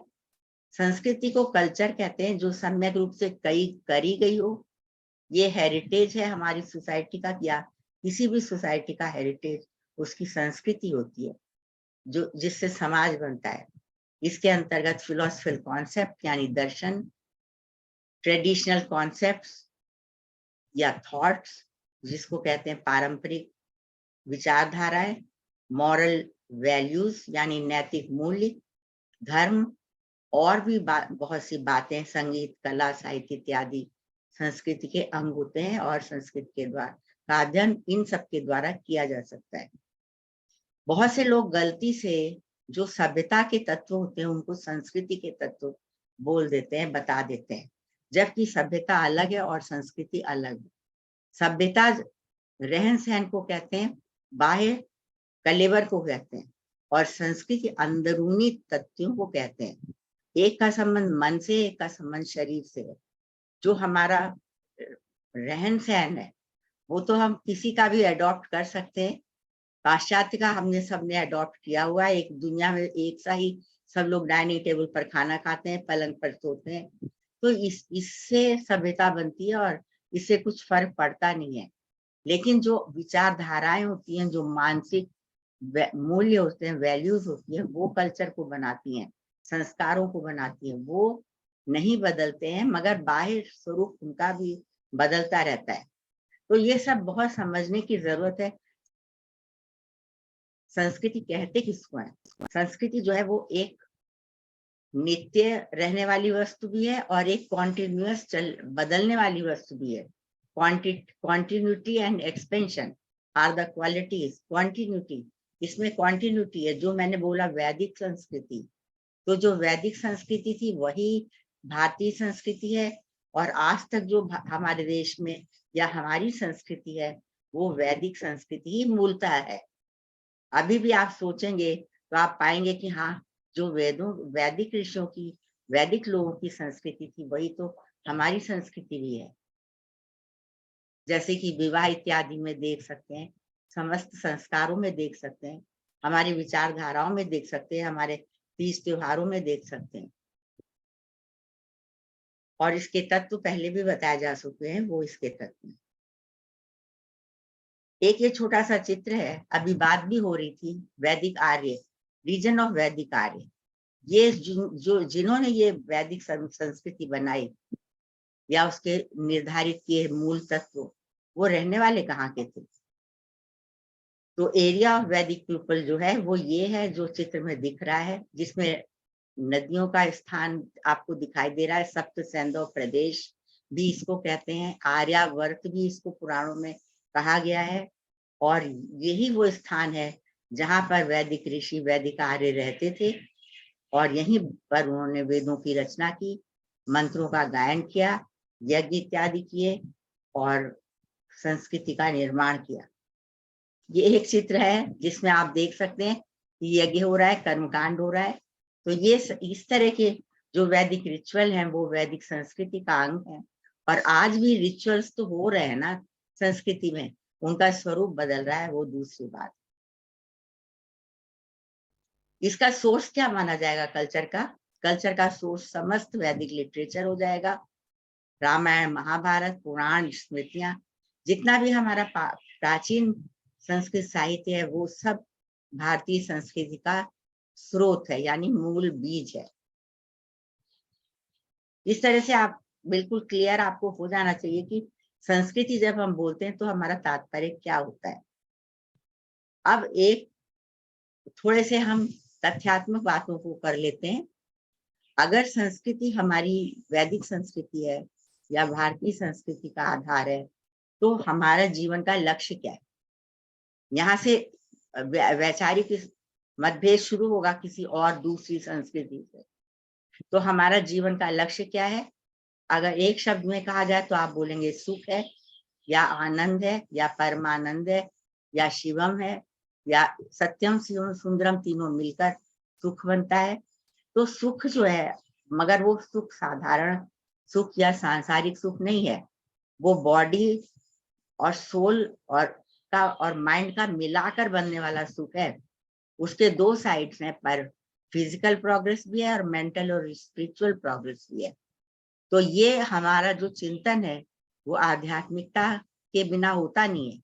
इसलिए भौतिक उन्नति और आध्यात्मिक उन्नति या दोनों के सुख ये मिलाकर जो बनता है वो जीवन का लक्ष्य होता है। एक बहुत ही जरूरी बात है जो जानने की है कि दीर्घायु, वो ये नहीं कहते दुनिया छोड़ के चले जाओ। कहीं भी ऋषियों ने ये नहीं कहा, नैराश्य की बात नहीं की। वो आशावादी हैं। उन्होंने 100 वर्ष की आयु को पूर्ण आयु बताया और मंत्र गाए, पश्येम शरदाशतम, जीवेम शरदाशतम, श्रुयाम शरदाशतम, प्रब्रूयाम शरदाशतम, भूयश्च शरदाशता। 100 वर्ष तक हम देखें, 100 वर्ष तक सुने, 100 वर्ष तक बोले, 100 वर्ष तक जिए। और इसके बाद भी अगर आपको कृपा करनी है, देवता से कहा जा रहा है, तो आप 100 वर्ष हमें और दे दीजिए, हमें पूर्ण आयु और दे दीजिए। मगर ये वाली हमारी आयु, इसको काट नहीं सकते आप, इसको छोटा नहीं कर सकते। इस तरह के मंत्रों में बात की गई है और ये बहुत अच्छे से दिखाया गया है कि 100 वर्ष की निश्चित आयु को हम अपने कर्मों के लिए, कर्तव्यों के लिए बांटेंगे और उसके अनुसार जीवन को जिएंगे और जीवन के प्रति एक प्रेम रखेंगे, एक आकर्षण रखेंगे। आपने मंत्र सुना ही होगा, मृत्युर्मा अमृतम गमय, हम अमृत की ओर जाएं, मृत्यु की ओर न जाएं। तो मृत्यु उन्हें नहीं चाहिए। इसी तरह से जो आप मृत्युंजय मंत्र हम बोलते हैं, उसमें भी यही बात कही गई है कि मृत्यु हमें नहीं चाहिए, हमें तो अमरता चाहिए। जीवन का लक्ष्य का दूसरा पक्ष है पुरुषार्थ चतुष्टय। मगर वेदों में इस तरह से पुरुषार्थ चतुष्टय नहीं कहा गया, धर्म अर्थ काम मोक्ष जैसे 4 पुरुषार्थ संस्कृत साहित्य में कहे जाते हैं। मगर वेद में चारों की बात तो हो रही है अलग अलग। हमें धन मिले, हमें हमारा धर्मानुसार कार्य हो, अर्थ की प्राप्ति हो, हमें मोक्ष प्राप्त हो, इस तरह से अलग अलग तो हो रहा है, लेकिन चारों मिलाकर पुरुषार्थ चतुष्टय की बात हो रही हो, ऐसा नहीं हो रहा है। यहाँ पर प्रश्न उठता है कि ये चारों अलग अलग लक्ष्य हैं कि चारों मिलाकर लक्ष्य बनते हैं? चारों मिलाकर एक लक्ष्य है कि चार अलग अलग चार लक्ष्य हैं? तो मेरी समझ ये कहती है कि वेदों में चारों मिलाकर एक लक्ष्य बनते हैं। चारों को अलग अलग नहीं करना है कि कोई धर्म को कर रहा है, कोई अर्थ को कर रहा है, कोई काम को कर रहा है, कोई मोक्ष को कर रहा है, नहीं, चारों को करना है। तभी चतुष्टय शब्द का प्रयोग किया गया है। जैसे अष्टांग योग, आठों मिलाकर, अंगों को मिलाकर योग बनता है। आठों में से एक एक करने से, यम नियम आसन प्राणायाम प्रत्याहार, एक एक करने से नहीं होगा योगा, आठों मिलाकर तब योगा होगा। तो इस बात को समझना है। और ये धर्म अर्थ काम मोक्ष की व्याख्या यहाँ नहीं कर रही हूँ मैं, क्योंकि आप लोगों को आता है, पता है। इसके बाद भी लक्ष्य की बात अभी हम कर सकते हैं। जैसे कि आजकल दिखाई देता है कि स्वास्थ्य को एक लक्ष्य माना जाता है। स्वास्थ्य यानी कि हेल्थ, हेल्थ जो है वो लक्ष्य है। ये प्राप्ति जो हमारे अभी पीछे बताई गई चीजें, उनका वो साधन है। Health is for health sake, is health for health sake. क्या हेल्थ को हेल्थ के लिए चाहिए? आजकल तो यही हो गया है कि हेल्थ को हेल्थ के लिए चाहिए, लेकिन ऋषि कहते हैं नहीं, हेल्थ जो है वो साधन साध्य है। जब तक वो नहीं है तब तक वो साध्य है, उसको पाना है। और जब एक बार वो मिल जाएगी, वो साधन हो जाएगा, फिर कुछ और साध्य हो जाएगा। और वो वही साध्य हो जाएगा जो हमने पीछे देखा, धर्म अर्थ और काम मोक्ष। तो इसलिए ये स्वास्थ्य, स्वास्थ्य का क्या संबंध है शरीर के साथ? शरीर माध्यम खलु धर्म साधनम, शरीर को भी स्वस्थ रखना बहुत जरूरी है। आयुर्वेद, योगा इत्यादि इसीलिए विकसित हुए। पर ये साधन है या साध्य? तो कहना चाहिए कि ये दोनों है। साध्य तब तक है जब तक ये साधन नहीं बन जाता। और आपने कठोपनिषद में पढ़ा होगा, आत्मानम रथिनम विद्ध शरीरम रथम एव च। शरीर तो रथ है और आत्मा रथी है। आत्मा को कहीं जाना है, शरीर उसका माध्यम होता है, तो उसको भी रखना, सही रखना बहुत जरूरी है। जैसे रथ को, अगर रथ आपके पास, व्हीकल आपका टूटा फूटा है, तो आप अपने स्थल तक, अपने डेस्टिनेशन तक पहुंचेंगे कैसे? So for reaching destination properly in a perfect way, you have to keep your rath or car or anything which is your vehicle should be perfect order, in perfect order. So ये आपको जीवन के 3 लक्ष्य के बारे में मैंने 3 slides दिखाने की कोशिश की।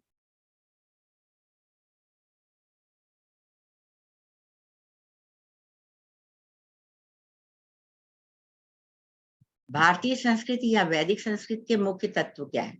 मैं 5-6 तत्व यहाँ पर सिर्फ बताऊंगी। और आपको सबको मुझे पता है, पूरा तरह से पता है कि आपको ये सब पता होंगे, लेकिन शायद कभी आपने इस तरह उनको क्रमबद्ध करके सोचने की आवश्यकता ना समझी हो। सबसे महत्वपूर्ण पहला पॉइंट है इम्पोर्टेंस ऑफ कर्म। कुर्वन्नेवि कर्माणि जिजीविषेशतम समा एवं त्वयि नान्यथेतो अस्ति न कर्म लिप्यते नरे। ये ईशावास्य उपनिषद का दूसरा मंत्र है। कुर्वन्नेवि कर्माणि जिजीविषेत शतम समाह। 100 वर्ष तक जिसकी बात हमने की, आयु, पूर्ण आयु जो है, उसको पाने के लिए निरंतर कर्मों को करते रहना चाहिए। One should perform actions all the time. Without actions no one has to live on this earth. So no place is for non-doers, non-performers in the Vedic thought. Performance या कर्तव्य को लगातार करते रहना है, ये वेद का पहला बहुत मुख्य कॉन्सेप्ट है, सिद्धांत है। और इसी बात को सपोर्ट करती है श्रीमद् भगवद गीता, जिसमें श्री कृष्ण ने कहा कुर्वन्नेवि कर्माणि, नहीं, कर्माणि एव अधिक कर्मणि एव अधिकारस्ते मा फलेषु कदाचन मा कर्म फल हेतुर्भु माते संगोस्तु अकर्मणि। सारे टाइम वो अर्जुन को यही उपदेश देते हैं कि कर्म करना तुम्हारा कर्तव्य है, तुम्हारे अधिकार में है, और बाकी तुम सब कुछ ईश्वर के ऊपर छोड़ दो। तो इस तरह से कर्म पहला तत्व है और इम्पोर्टेंस ऑफ नॉलेज दूसरा तत्व है। ज्ञान यानी विद्या यानी पढ़ाई लिखाई यानी शिक्षा, ये एक महत्वपूर्ण एस्पेक्ट है भारतीय संस्कृति का, क्योंकि ज्ञान के बिना कुछ नहीं होता। समझ के बिना कुछ नहीं होता, इसलिए लगातार इस बात को एम्फसाइज किया गया है। तत्सवितुर्वरेण्यं भर्गो देवस्य धीमहि धियो यो न प्रचोदयात्। आपको गायत्री मंत्र पता ही है, जिसमें कि धी की कामना की गई है, बुद्धि की कामना की गई है, जिसको मेधा भी कहा गया। याम मेधाम देवगणा पितृशोपासते तया मामद्य मेध्या अग्निर मेधाविनम कुरु। मैंने भी एक मंत्र पढ़ा था, ये दूसरा मंत्र है। कौन सी मेधा चाहिए हमें, कौन सी बुद्धि चाहिए? वही चाहिए जो देवताओं के पास है, जो पितरों के पास है। साधारण बुद्धि नहीं चाहिए, मतलब बिल्कुल सही समझदारी वाली बुद्धि चाहिए। आजकल तो बुद्धि भी बहुत तरह की होती है, उस तरह की चतुर बुद्धि, धोखा देने वाली बुद्धि नहीं चाहिए। तन्मे मना शिव संकल्प, शिव संकल्प हो हमारा मन। और ये नॉलेज जो है, इसमें आध्यात्मिक नॉलेज भी जुड़ी हुई है, स्पिरिचुअलिटी को बहुत महत्व दिया गया है। तो कर्म, कर्म के बाद ज्ञान दूसरा तत्व है। तीसरा तत्व है समन्वय या संतुलन। समन्वय का किसको कहते हैं? दो विरोधी वस्तुओं के बीच तालमेल बैठाने को समन्वय कहते हैं। Coordination between the two opposite things are called synthesis और बैलेंसिंग। अब यहाँ पर थोड़े से चीजें गिनाई गई हैं, आपने समय समय पर इनको पढ़ा हुआ है। विद्याम चा अविद्याम चा यस्तद् वेदो अव्ययम् से, दोनों को साथ साथ जानता है। या आपने मुंडक में पढ़ा, दो विद्याओं को करना चाहिए, परा और अपरा विद्या, लौकिक और पारलौकिक विद्या, इस दुनिया की विद्या और अपर दुनिया की विद्या। फिर इसी तरह से कर्म और ज्ञान अलग अलग बताए गए दोनों तत्व, लेकिन दोनों का समन्वय करने को भी कहा गया। ना कर्म करते करते ज्ञान को छोड़ना है, ना ज्ञान को करते करते कर्म को छोड़ना है। इसी तरह से श्री कृष्ण ने और पातंजल योग सूत्र ने भोग और योग का समन्वय बताया। भोग भी करना है, एंजॉयमेंट भी करना है, और योग भी करना है, त्याग भी करना है, तपस्या भी करना है। श्रेयस और प्रेयस का समन्वय कठोपनिषद में बताया गया। निश्रेयस और अभ्युदय जिसको कहते हैं, इनका समन्वय होना चाहिए। इसी तरह अनेक समन्वय जीवन में निर्दिष्ट किए गए हैं। गृहस्थाश्रम और 4 आश्रम आपने सुने हुए हैं, लेकिन तीनों जो अन्य आश्रम है वो गृहस्थ आश्रम पर निर्भर करते हैं, इसलिए गृहस्थ आश्रम को उत्कृष्ट आश्रम भी कहा जाता है। ब्रह्मचारी को भी वो देखता है, वानप्रस्थी को भी देखता है, सन्यासी को भी देखता है। तो यहाँ पर भी आश्रमों का समन्वय हो रहा है। नचिकेता जब यमराज से वर मांगता है तो वो उन 3 वरों में पिता की प्रसन्नता मांगता है, फिर उसके बाद कर्म कांड मांगता है, और फिर ज्ञान कांड मांगता है। तो इस तरह से समन्वय जो है वो चौथा तत्व है जिसको ध्यान में रखने की आवश्यकता है। Unity of all, unity of Brahman and Atman, all are the same, वसुधैव कुटुंबकम, तत् त्वम असि, अहम ब्रह्मास्मि, ईशावास्यमिदं सर्वं यत्किंचित् जगत्यां जगत्। ऐसे अनेक कोटेशन आपको उपनिषदों में मिलते हैं। अभी हमसे पहले वाले वक्ता महोदय भी वननेस की और यूनिटी की बात कर रहे थे।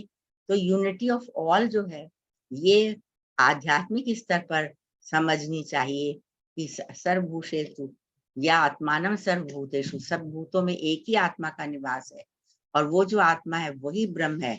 ये तो बहुत हाई लेवल की यूनिटी हो रही है, लेकिन जाति पाति और भेदभाव इत्यादि ये सब भारतीय संस्कृति में नहीं बताए गए, इनको मना किया गया है।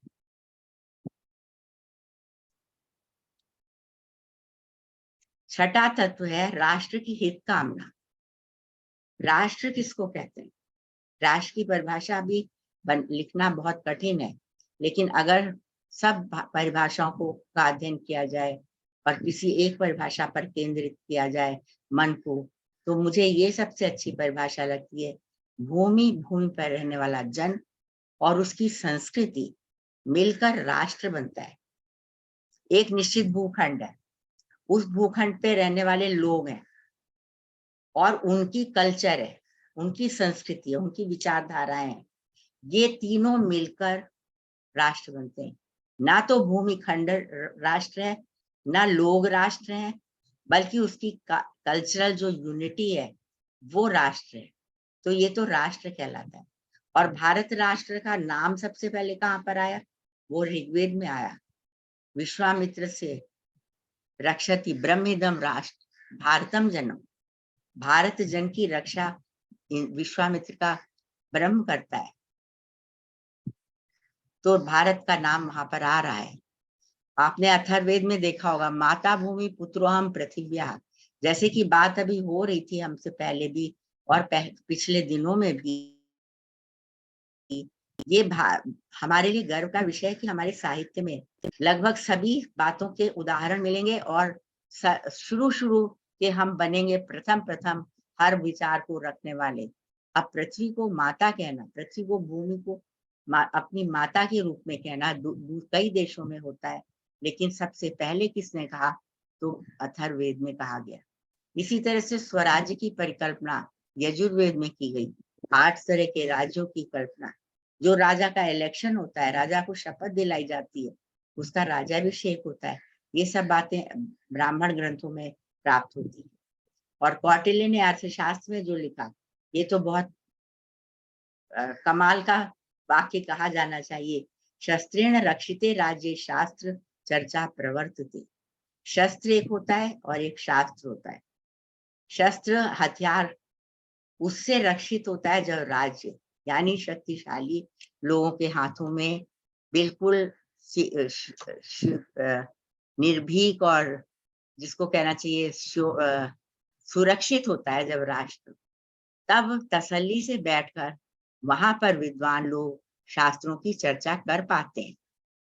अगर शास्त्र चर्चा किसी युग में नहीं हुई, अगर कोई शताब्दियां बिना पढ़ाई लिखाई के, बिना लेखन के, बिना कवियों के चली गई, तो इसका मतलब है कि राज्य में कुछ ना कुछ उत्पात हो रहे थे और लोगों का ऐसा वातावरण नहीं था कि वो लेखन में लगते। इतिहास से इस तरह के निष्कर्ष निकाले जा सकते हैं। तो ये कितना सुंदर वाक्य है, दोनों का संबंध बताया गया है। शस्त्र क्या करता है और शास्त्र क्या करता है वो तो आपको पता ही है, लेकिन शास्त्र कब होता है ये बात यहाँ पर बताई गई। तो इन 6 पॉइंट्स के बाद हम 7वें पॉइंट्स पर आते हैं और 7वां पॉइंट है संस्कृति का मुख्य तत्व प्रतीकवाद है, सिंबॉलिज्म है। आजकल जो विदेशों में जाते हैं उनको पता है कि उनसे कितने तरह के हिंदुइज्म को लेकर क्वेश्चन किए जाते हैं। जैसे कि आपके यहाँ बहुत सारे देवी देवता है, आपके यहाँ देवताओं के सिर जानवरों के हैं, किसी का कुछ है, किसी का वाहन जो है वो जानवर है, किसी का छोटा, किसी का, तो ये सब क्या है उनको समझ में नहीं आता और वो मजाक बनाते, हिंदुइज्म का, हिंदू धर्म का मजाक बनाते हैं। लेकिन जो लोग, हम लोग जैसे पढ़ते हैं तो हमें पता है ये प्रतीक है। प्रतीकवाद यहाँ पर एकमात्र उत्तर होगा और प्रतीक से हम समझ सकते हैं उनकी मान्यताओं को, कर्म को, प्रथाओं को, उनमें प्रयुक्त होने वाले पदार्थों को। और जब हम उनका अध्ययन करेंगे तो पाएंगे कि ज्यादातर उनमें वैज्ञानिकता है, कोई ना कोई साइंटिफिक एस्पेक्ट उनके पीछे है जिस वजह से वो वहां पर रखा गया है। और जो वैज्ञानिकता है उसके साथ मैं दावे के साथ ये कह सकती हूँ कि कहीं भी ऋषि को कोई भी संदेह नहीं है। आजकल के साइंटिस्ट कुछ खोज करते हैं और संदिग्ध भी रहते हैं, थोड़े वर्षों के बाद वो बदल भी देते हैं स्टेटमेंट अपना, लेकिन जो वेदों में स्टेटमेंट है, सत्येन आर्द्रता पृथ्वी, पृथ्वी सत्य पर आधारित है। अब ये वाक्य कभी भी किसी भी हाल में वो ऋषि बदलने वाले नहीं, क्योंकि उन्होंने बहुत अच्छे से जांच पड़ताल कर कोई भी स्टेटमेंट दिया है। तो जो उनकी वैज्ञानिकता है वो सत्य के धरातल पर नापी जा चुकी थी और फिर उन्होंने लोगों को समझाने के लिए, उसको सरल, आकर्षक और रोचक बनाने के लिए उसको प्रतीकों से सजाया। और वो प्रतीकों का अगर अध्ययन किया जाए तब आप उसके मूल अर्थ को समझ सकेंगे। वहां पर क्या जो हम पीछे तथ्यों का, वो उनके मुख्य एस्पेक्ट्स का वर्णन करते हुए आए, उनमें से कोई ना कोई एस्पेक्ट उसमें होगा और इस तरह से हम उसके वास्तविक स्वरूप को समझ पाएंगे। कोई भी मजाक या खिल्ली उड़ाने वाली बात नहीं है। तो प्रतीकवाद धर्म में हमारे बहुत ज्यादा है और उसका रीजन है कि वो सबको समझ में आए, ये जरूरी भी नहीं है। जिसको समझना है वो कोशिश करेगा और समझेगा, तो उसके अंदर से निकलेंगी मान्यताएं, कुछ कर्म, कुछ प्रथाएं, और वो सत्य पर आधारित होंगी, सत्य पर टिकी हुई होंगी। उनमें कहीं भी संदेह की गुंजाइश नहीं होगी, वैज्ञानिकता उनमें होगी और कोई भी अकारण नहीं होगी, कोई भी बिना कारण के कहा गया हो ऐसा नहीं होगा, हमेशा कोई ना कोई कारण होगा। यहाँ तो शब्दों के अर्थ करने से ही बहुत बार उनके रूप समझ में आ जाते हैं, तो शोध पूर्वक उनके विचार करने की आवश्यकता होती है। मैंने यहाँ पर कुछ प्रतीक उठा के लाई हूँ जिनसे आप समझ सकते हैं और सरल बनाने के लिए भी ये थोड़ा सहायक होगा जो छात्र हमारे यहाँ पर बैठे हुए। जैसे ये स्वास्तिक का चिन्ह है, अब ये हड़प्पा मोहनजोदड़ो के काल से चल रहा है, इसके पीछे कई सारे मीनिंग्स हैं। एक तो ये सूर्य का प्रतीक है, मूवमेंट को बताता है, गति को बताता है, फिर ये अच्छाई को बताता है, लोक कल्याण को बताता है। इसी तरह से इसके और भी अर्थ निकाले जा सकते हैं और निकाले गए हैं। तो स्वास्तिक जो चिन्ह है, जो घरों में हर पूजा पद्धति के समय पे इस्तेमाल किया जाता है, ये एक कल्चरल प्रतीक है, सिंबल है और इसका मीनिंग कुछ ना कुछ मीनिंग इसके अंदर है। माला पहनाई जाती है जब सत्कार करते हैं देवताओं को, अपने बड़ों को, बुजुर्गों को, गेस्ट को, तो ये फूल की बनी होती है या किसी वस्तु की बनी होती है। तो माला पहनाना मतलब कोई मजाक नहीं हो रहा है, माला पहनाना मतलब उसका आदर करना। तो ये प्रतीक है जिसका हम यूज करते हैं, इस्तेमाल करते हैं। कलश का स्थापन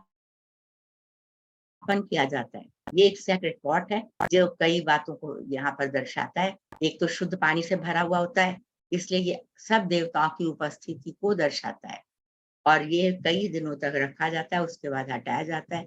उस सब की अर्थ मीमांसा की जा सकती है और की जानी चाहिए, तब जाके उसके मीनिंग आपको समझ में आ जाएंगे।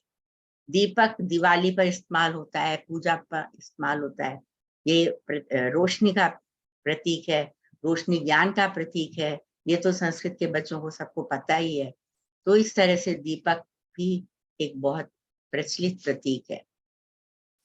तुलसी का पौधा जो घर घर में रखते हैं, इसको भी प्योरिटी का सिंबल मानते हैं लोग, इसको शुद्धता है, वहां का वातावरण स्वच्छ है, साफ है, ऐसा समझते हैं। बेल घंटी को बजाते हैं जो म्यूजिक क्रिएट करती है और हारमोनी को दिखाती है, एक रिदम को दिखाती है, सौहार्द को दिखाती है। और ये प्रतीक शायद दूसरे धर्मों में भी इस्तेमाल होता है। इसी तरह से प्रकाश का जो हमने दीपक लाए थे वो भी दूसरे धर्मों में स्थापित होता है।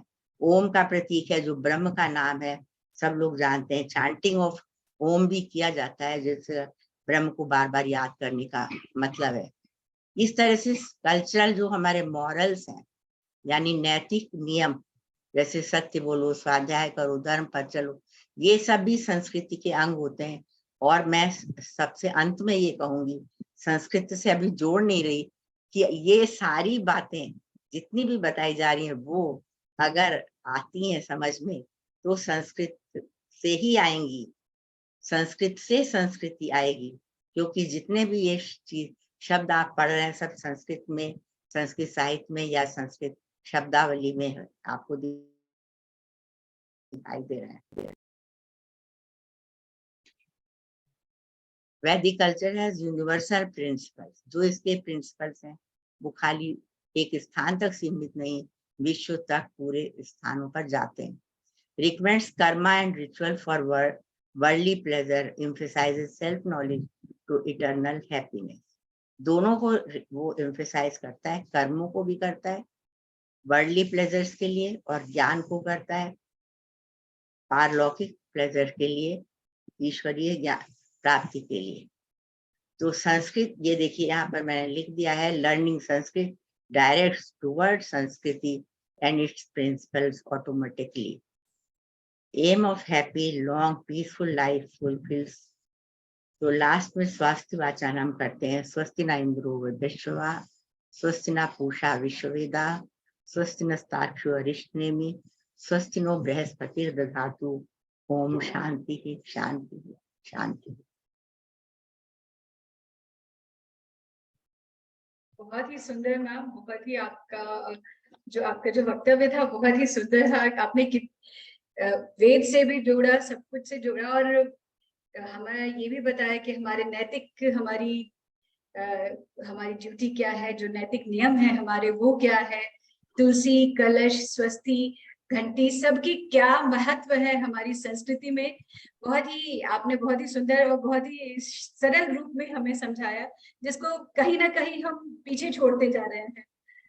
उम्मीद है आपके इस वक्तव्य के बाद हम फिर से इस पे ध्यान देने का प्रयास करेंगे। आपका बहुत बहुत धन्यवाद।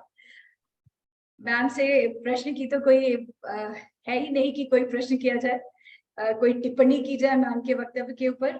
तो मैं चाहूंगी कि यदि आपकी कोई जिज्ञासा है जो आप मैम से पूछना चाहें तो आप पूछ सकते हैं आप लोग।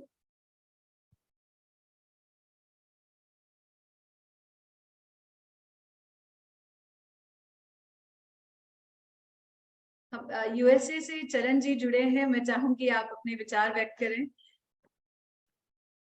No, thank you for inviting me. As you indicated, any comments on what Dr. Tiwari says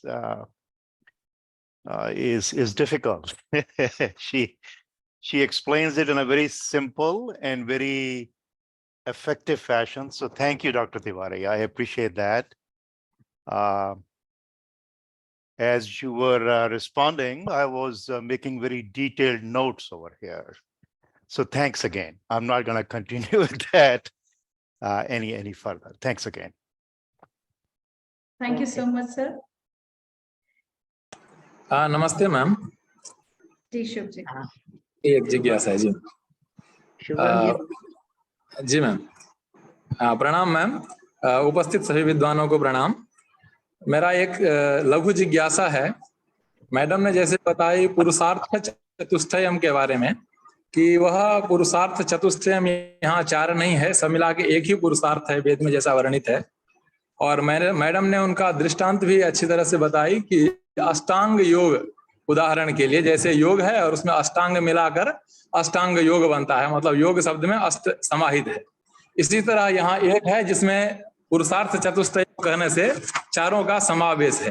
तो यहाँ मुझे थोड़ा सा संशय हो रहा है कि जैसे अष्टांग योग जो है वहां पे योग जो है वो अंगी है और अष्टांग 8 अंग उसका अंग होता है ना माँ। जैसे यम, नियम, आसन, प्रत्याहार, धारणा, ध्यान, समाधि इत्यादि 8 जो है वह अंग हो जाते हैं और योग अंगी होता है। लेकिन यहाँ पुरुषार्थ चतुष्टयम में यदि एक है तो अंग तो बोल दिया गया, यहाँ अंगी कौन सा पदार्थ, अंगी पदार्थ क्या है यहाँ, इसका थोड़ा जिज्ञासा है।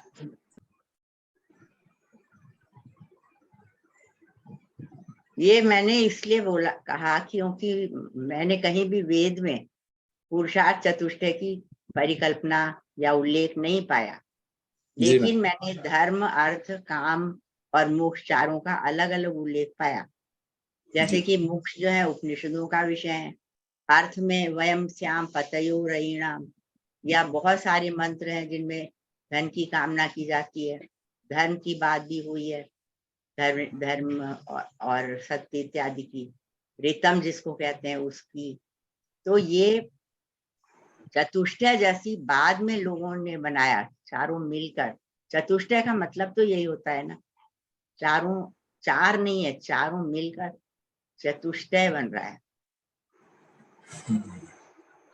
पुरुषार्थ चतुष्टय। अब आपने क्वेश्चन जो किया है वो मुझे इतनी अल्प बुद्धि में मुझे लगता है कि जो पुरुष है वो है, एक पुरुष है, एक उसका अर्थ है, और जो अर्थ है उसके 4 अंग हैं। चारों माता जी क्षमा करिए मैं मध्य, 4 मिलकर यदि अंग हैं तो एक के लिए पुरुषार्थ शब्द का प्रयोग नहीं होना चाहिए।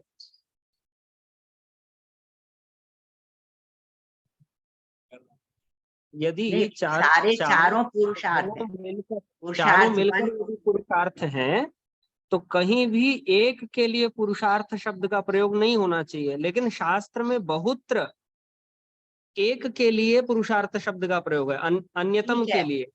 धर्म, अर्थ, काम, मोक्ष में अन्यतम के लिए पुरुषार्थ तो नहीं उचित है। आप जो कह रहे हैं धर्म भी पुरुष का अर्थ है, काम भी पुरुष का अर्थ है, तो पुरुष के अर्थ हैं ये सब। अर्थते प्राप्यते, जो पाने योग्य है उनको अर्थ कहते हैं। तो ये पुरुष का अर्थ है, अलग अलग 4 में पुरुष के अर्थ हैं। अन्यथा क्या आप समझते हैं कि कोई धर्म करके अपना कर ले काम पूरा, कोई अर्थ करके पूरा, वो कहे हम तो पैसे ही कमाएंगे क्योंकि 4 पुरुषार्थ बताए गए हैं तो हम तो पैसे ही कमा लेते हैं, कोई काम ही कर लेगा, अपनी इच्छाओं को ही पूरा करता रहेगा। तो मैं इसलिए मुझे लगा कि वेद में तो खैर पुरुषार्थ चतुष्टय की बात हुई ही नहीं है, ये बाद में हुई है। कहाँ पर हुई है वो मैं नहीं जानती, लेकिन मैंने ऐसा लगा मुझे कि एक को चारों को मिलाकर ये चारों अर्थ हैं, पुरुष के अर्थ हैं, पुरुष के प्राप्तव्य हैं, और पुरुष जो है वो अंगी है और ये अंग है, ये उसका लक्ष्य है। जी जी, बात आपकी सही है, लेकिन आप लोग और इस मिला करके आप कहेंगे पुरुषार्थ है तो एक के लिए पुरुषार्थ शब्द का प्रयोग संभव।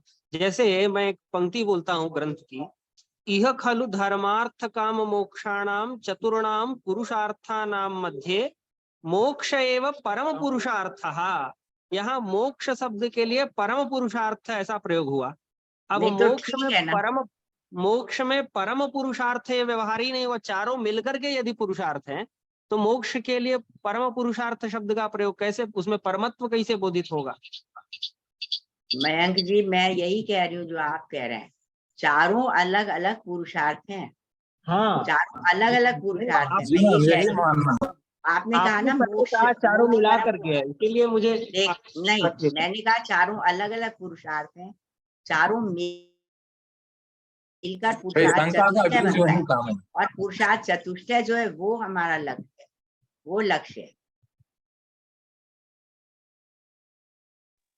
और पढ़िए इस पर, मैंने एक विचार डाला है, मैंने बताया आपको, इसका प्रमाण मैंने कहीं नहीं देखा, कहीं इसका उल्लेख नहीं पड़ा।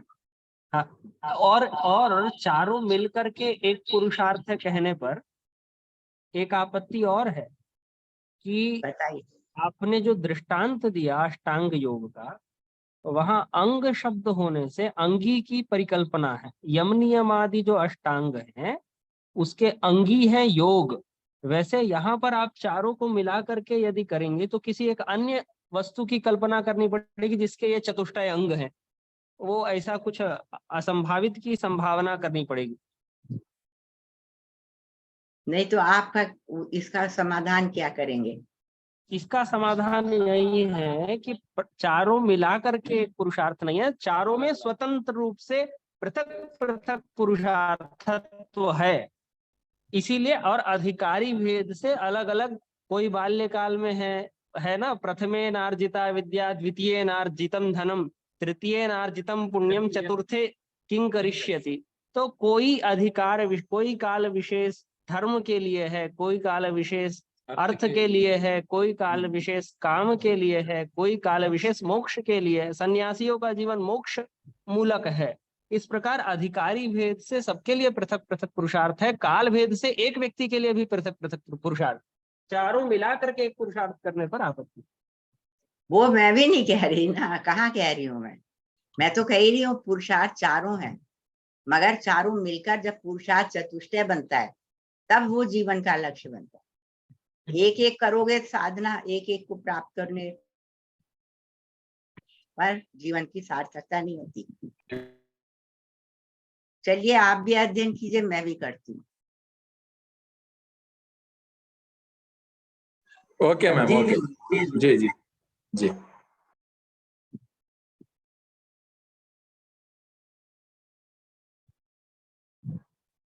जैसे होता है ना सीढ़ी, एक ये 9वीं सीढ़ी है और ऊपर पहुंचोगे 10वां जैसे पैर रखोगे तब आप छत पे चढ़ जाएंगे। तो वो छत जो है वो पुरुषार्थ चतुष्टय है, लेकिन उसके नीचे का एक स्टेप जो है वो धर्म है, अर्थ है, काम है, मोक्ष है। वो अलग अलग स्टेप्स हैं, वो भी लक्ष्य है हमारा, वो भी तो लक्ष्य है। नहीं मिलेंगे तो चारों मिलकर कैसे मिलेंगे? जी जी ऐसा जी। मुझे लगा। मुझे लगता नहीं कि खाली अर्थ की बात, अर्थ को पाने भई से वयम संपत्ति हो रही नाम, बस हो गया, धन धन Dr. Tiwari. Dr. Tiwari, I thought, Namaste, you explained it well when you cited Ashtang. when you were describing the Purushartha as well. I think it's the sequencing, and I think you highlighted that. Right, sir. Yes. When we go through the Ashtanga Yoga and describe about the Yam Niyam Prana Dhyan Dharana Samadhi and all, is the sequencing you step through. And I think just now you mentioned that the steps of the stairs itself, and at the end, it's the accumulation or the cumulative effect that we experience, and that is the Ananda state, as they say. So definitely we can't split this among different parts. They are all interconnected, but I'm also going to caution myself in the process. Is sequencing sometimes indicates a linear path, which is starting from step 1 to step n. And in general, what the Vedic guidance, as I comprehended, is we already have those within us, what needs to be accomplished. There is no pursuit outside. All we need to is to discover those traits within ourselves, and that gives a very holistic approach. And that's why one of the symbols, you cited the symbols, Indian symbols, Bharatiya symbols.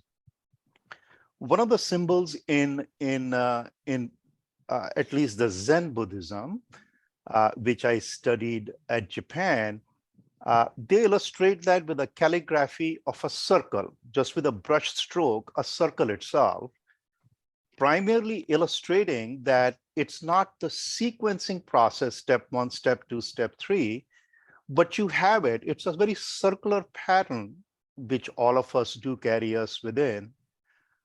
So I think you explained it. And it's just a matter of interpretation of how we see it. But Purushartha as the ultimate goal and the 4 steps therein probably is the right strategy. Again, you guys are very expert on the topic, and I'll leave it up to your interpretation itself. Thank you.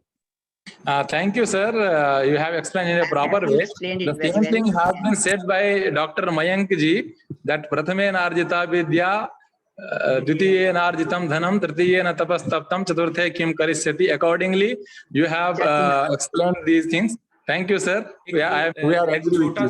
एक छोटा सा आदरणीय Shashi madam जो उन्होंने कहा, उस पर मैं भी थोड़ा सा कुछ बोलना चाहूंगा, क्योंकि अगर हम इसमें अधिकारी और समय की पात्रता की सीमा लगाएंगे शास्त्र के अनुसार, तो मुझे लगता है कि अर्थ जो है, अगर वो धर्म से रहित होकर कमाया जाएगा तो गैम्बलिंग भी फिर पुरुषार्थ का हिस्सा हो जाएगा। मुझे लगता है कि गलत तरीके, धर्म के क्षेत्र में रहकर अर्थ कमाना, धर्म के क्षेत्र में रहकर, धर्म तो सबके साथ लगा हुआ है, मोक्ष भी प्राप्त करने के लिए, अर्थ भी प्राप्त करने के लिए धर्म तो लगेगा ही। तो अधिकारी और समय की सीमा से आप उसको बद्ध तो कर ही नहीं सकते। अगर प्रथम आयु के प्रथम भाग में आप केवल धर्म करेंगे तो इसका ये कदापि अर्थ नहीं है कि आप आयु के द्वितीय भाग में धर्म को छोड़कर केवल अर्थ के ऊपर कार्य करेंगे। तो जो मैडम का कहना है, यहाँ से प्रथम वर्ग में धर्म का कहना है कि अध्ययन ही धर्म है प्रथम वय हमें, बिल्कुल। और जो पुरुषार्थ की वहाँ धर्म पद का अर्थ ये नहीं कि यज्ञ आदि करना, दान आदि करना। मैडम का ये कहना है कि सबको मिलाकर ही एक भाव बनता है। और कहीं ना कहीं मुझे लगता है कि अर्थ कमाने में अगर धर्म का भाग नहीं रखेंगे तो गैम्बलिंग और जुआ खेलना, उससे भी अर्थ कमाना एक जो है पुरुषार्थ की श्रेणी में आने लगेगा। तो कहीं ना कहीं ये चारों आपस में संबंधित हैं। संभवतः मैडम का यही भाव रहा होगा। बस इतना। चाणक्य ने भी कहा हुआ है, धर्म मूलो अर्थ कामो। अर्थ और काम दोनों धर्म मूलक होने चाहिए। अकॉर्डिंग टू द धर्म वन शुड अर्जित करना चाहिए धन को, और कामनाओं की पूर्ति करनी चाहिए। और यहाँ तक कि मोक्ष भी बिना तीनों के कैसे करेगा। तो ये मुझे ऐसा कुछ प्रतीत हो रहा है कि यहाँ पर मयंक जी और दूसरे शुभम इत्यादि सब लोग जो कह रहे हैं, और चरण जी भी जो सब लोग कह रहे हैं, सब अपनी तरह से एक्सप्लेन कर रहे हैं, मगर शायद वो बात कोई कंट्राडिक्टरी नहीं है। सबकी बात जो है वो अपने आप में अलग अलग इलस्ट्रेशंस हैं।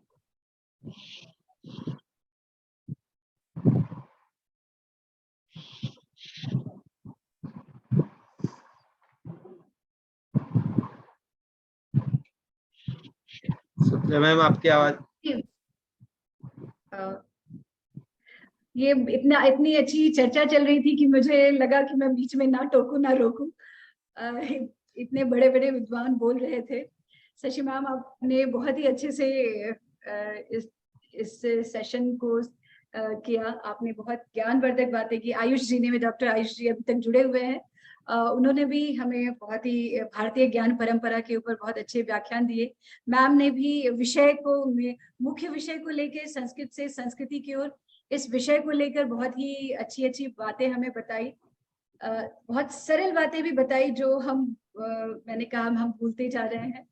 और हमारे कई विद्वान इस चर्चा में शामिल हुए, शुभ जी, मयंक जी और चरण सर यूएसए से। Thank you so much sir, and सभी को बहुत बहुत धन्यवाद। कल भी हमारा सत्र रहेगा जिसमें 2 विद्वान रहेंगे, और परसों हमारा वैलिडिक्टरी सेशन है। मैं सभी से रिक्वेस्ट करूंगी, सभी से निवेदन करूंगी कि वह पुनः जुड़े 3 बजे वैलिडिक्टरी सेशन में। हमारे सारे विद्वान जो पिछले हमारे 2 हफ्ता से हमारे साथ हैं, हमें ज्ञान की बातें बता रहे हैं, वो हमारे साथ जुड़ेंगे। हमारे आदरणीय कुलपति जी भी जुड़ेंगे, आदरणीय प्रोफेसर संजय कुमार झा जो हमारे डायरेक्टर सर हैं, अभी भी जुड़े हुए हैं, लेकिन वो मौन रह के बस ज्ञान की बातों को ग्रहण कर रहे हैं। तो सभी जुड़ेंगे। आप लोगों से भी निवेदन है कि आप वैलिडिक्टरी सेशन में भी जुड़े और कल भी हमारे साथ सेशन में जुड़े। तो आज का सेशन हम यही समाप्त करते हैं। सभी विद्वानों का बहुत बहुत धन्यवाद। अखिलेश जी, शांति पाठ से इसको समाप्त करें।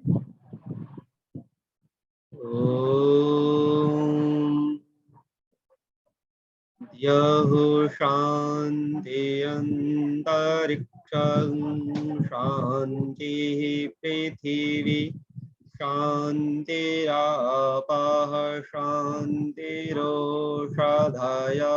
शान्तिः वनस्पतयः शान्तिर्विश्वे देवाः शान्तिर्ब्रह्म शान्तिः सर्वं शान्तिः शान्तिरेव शान्तिः सामा शान्तिरेधि।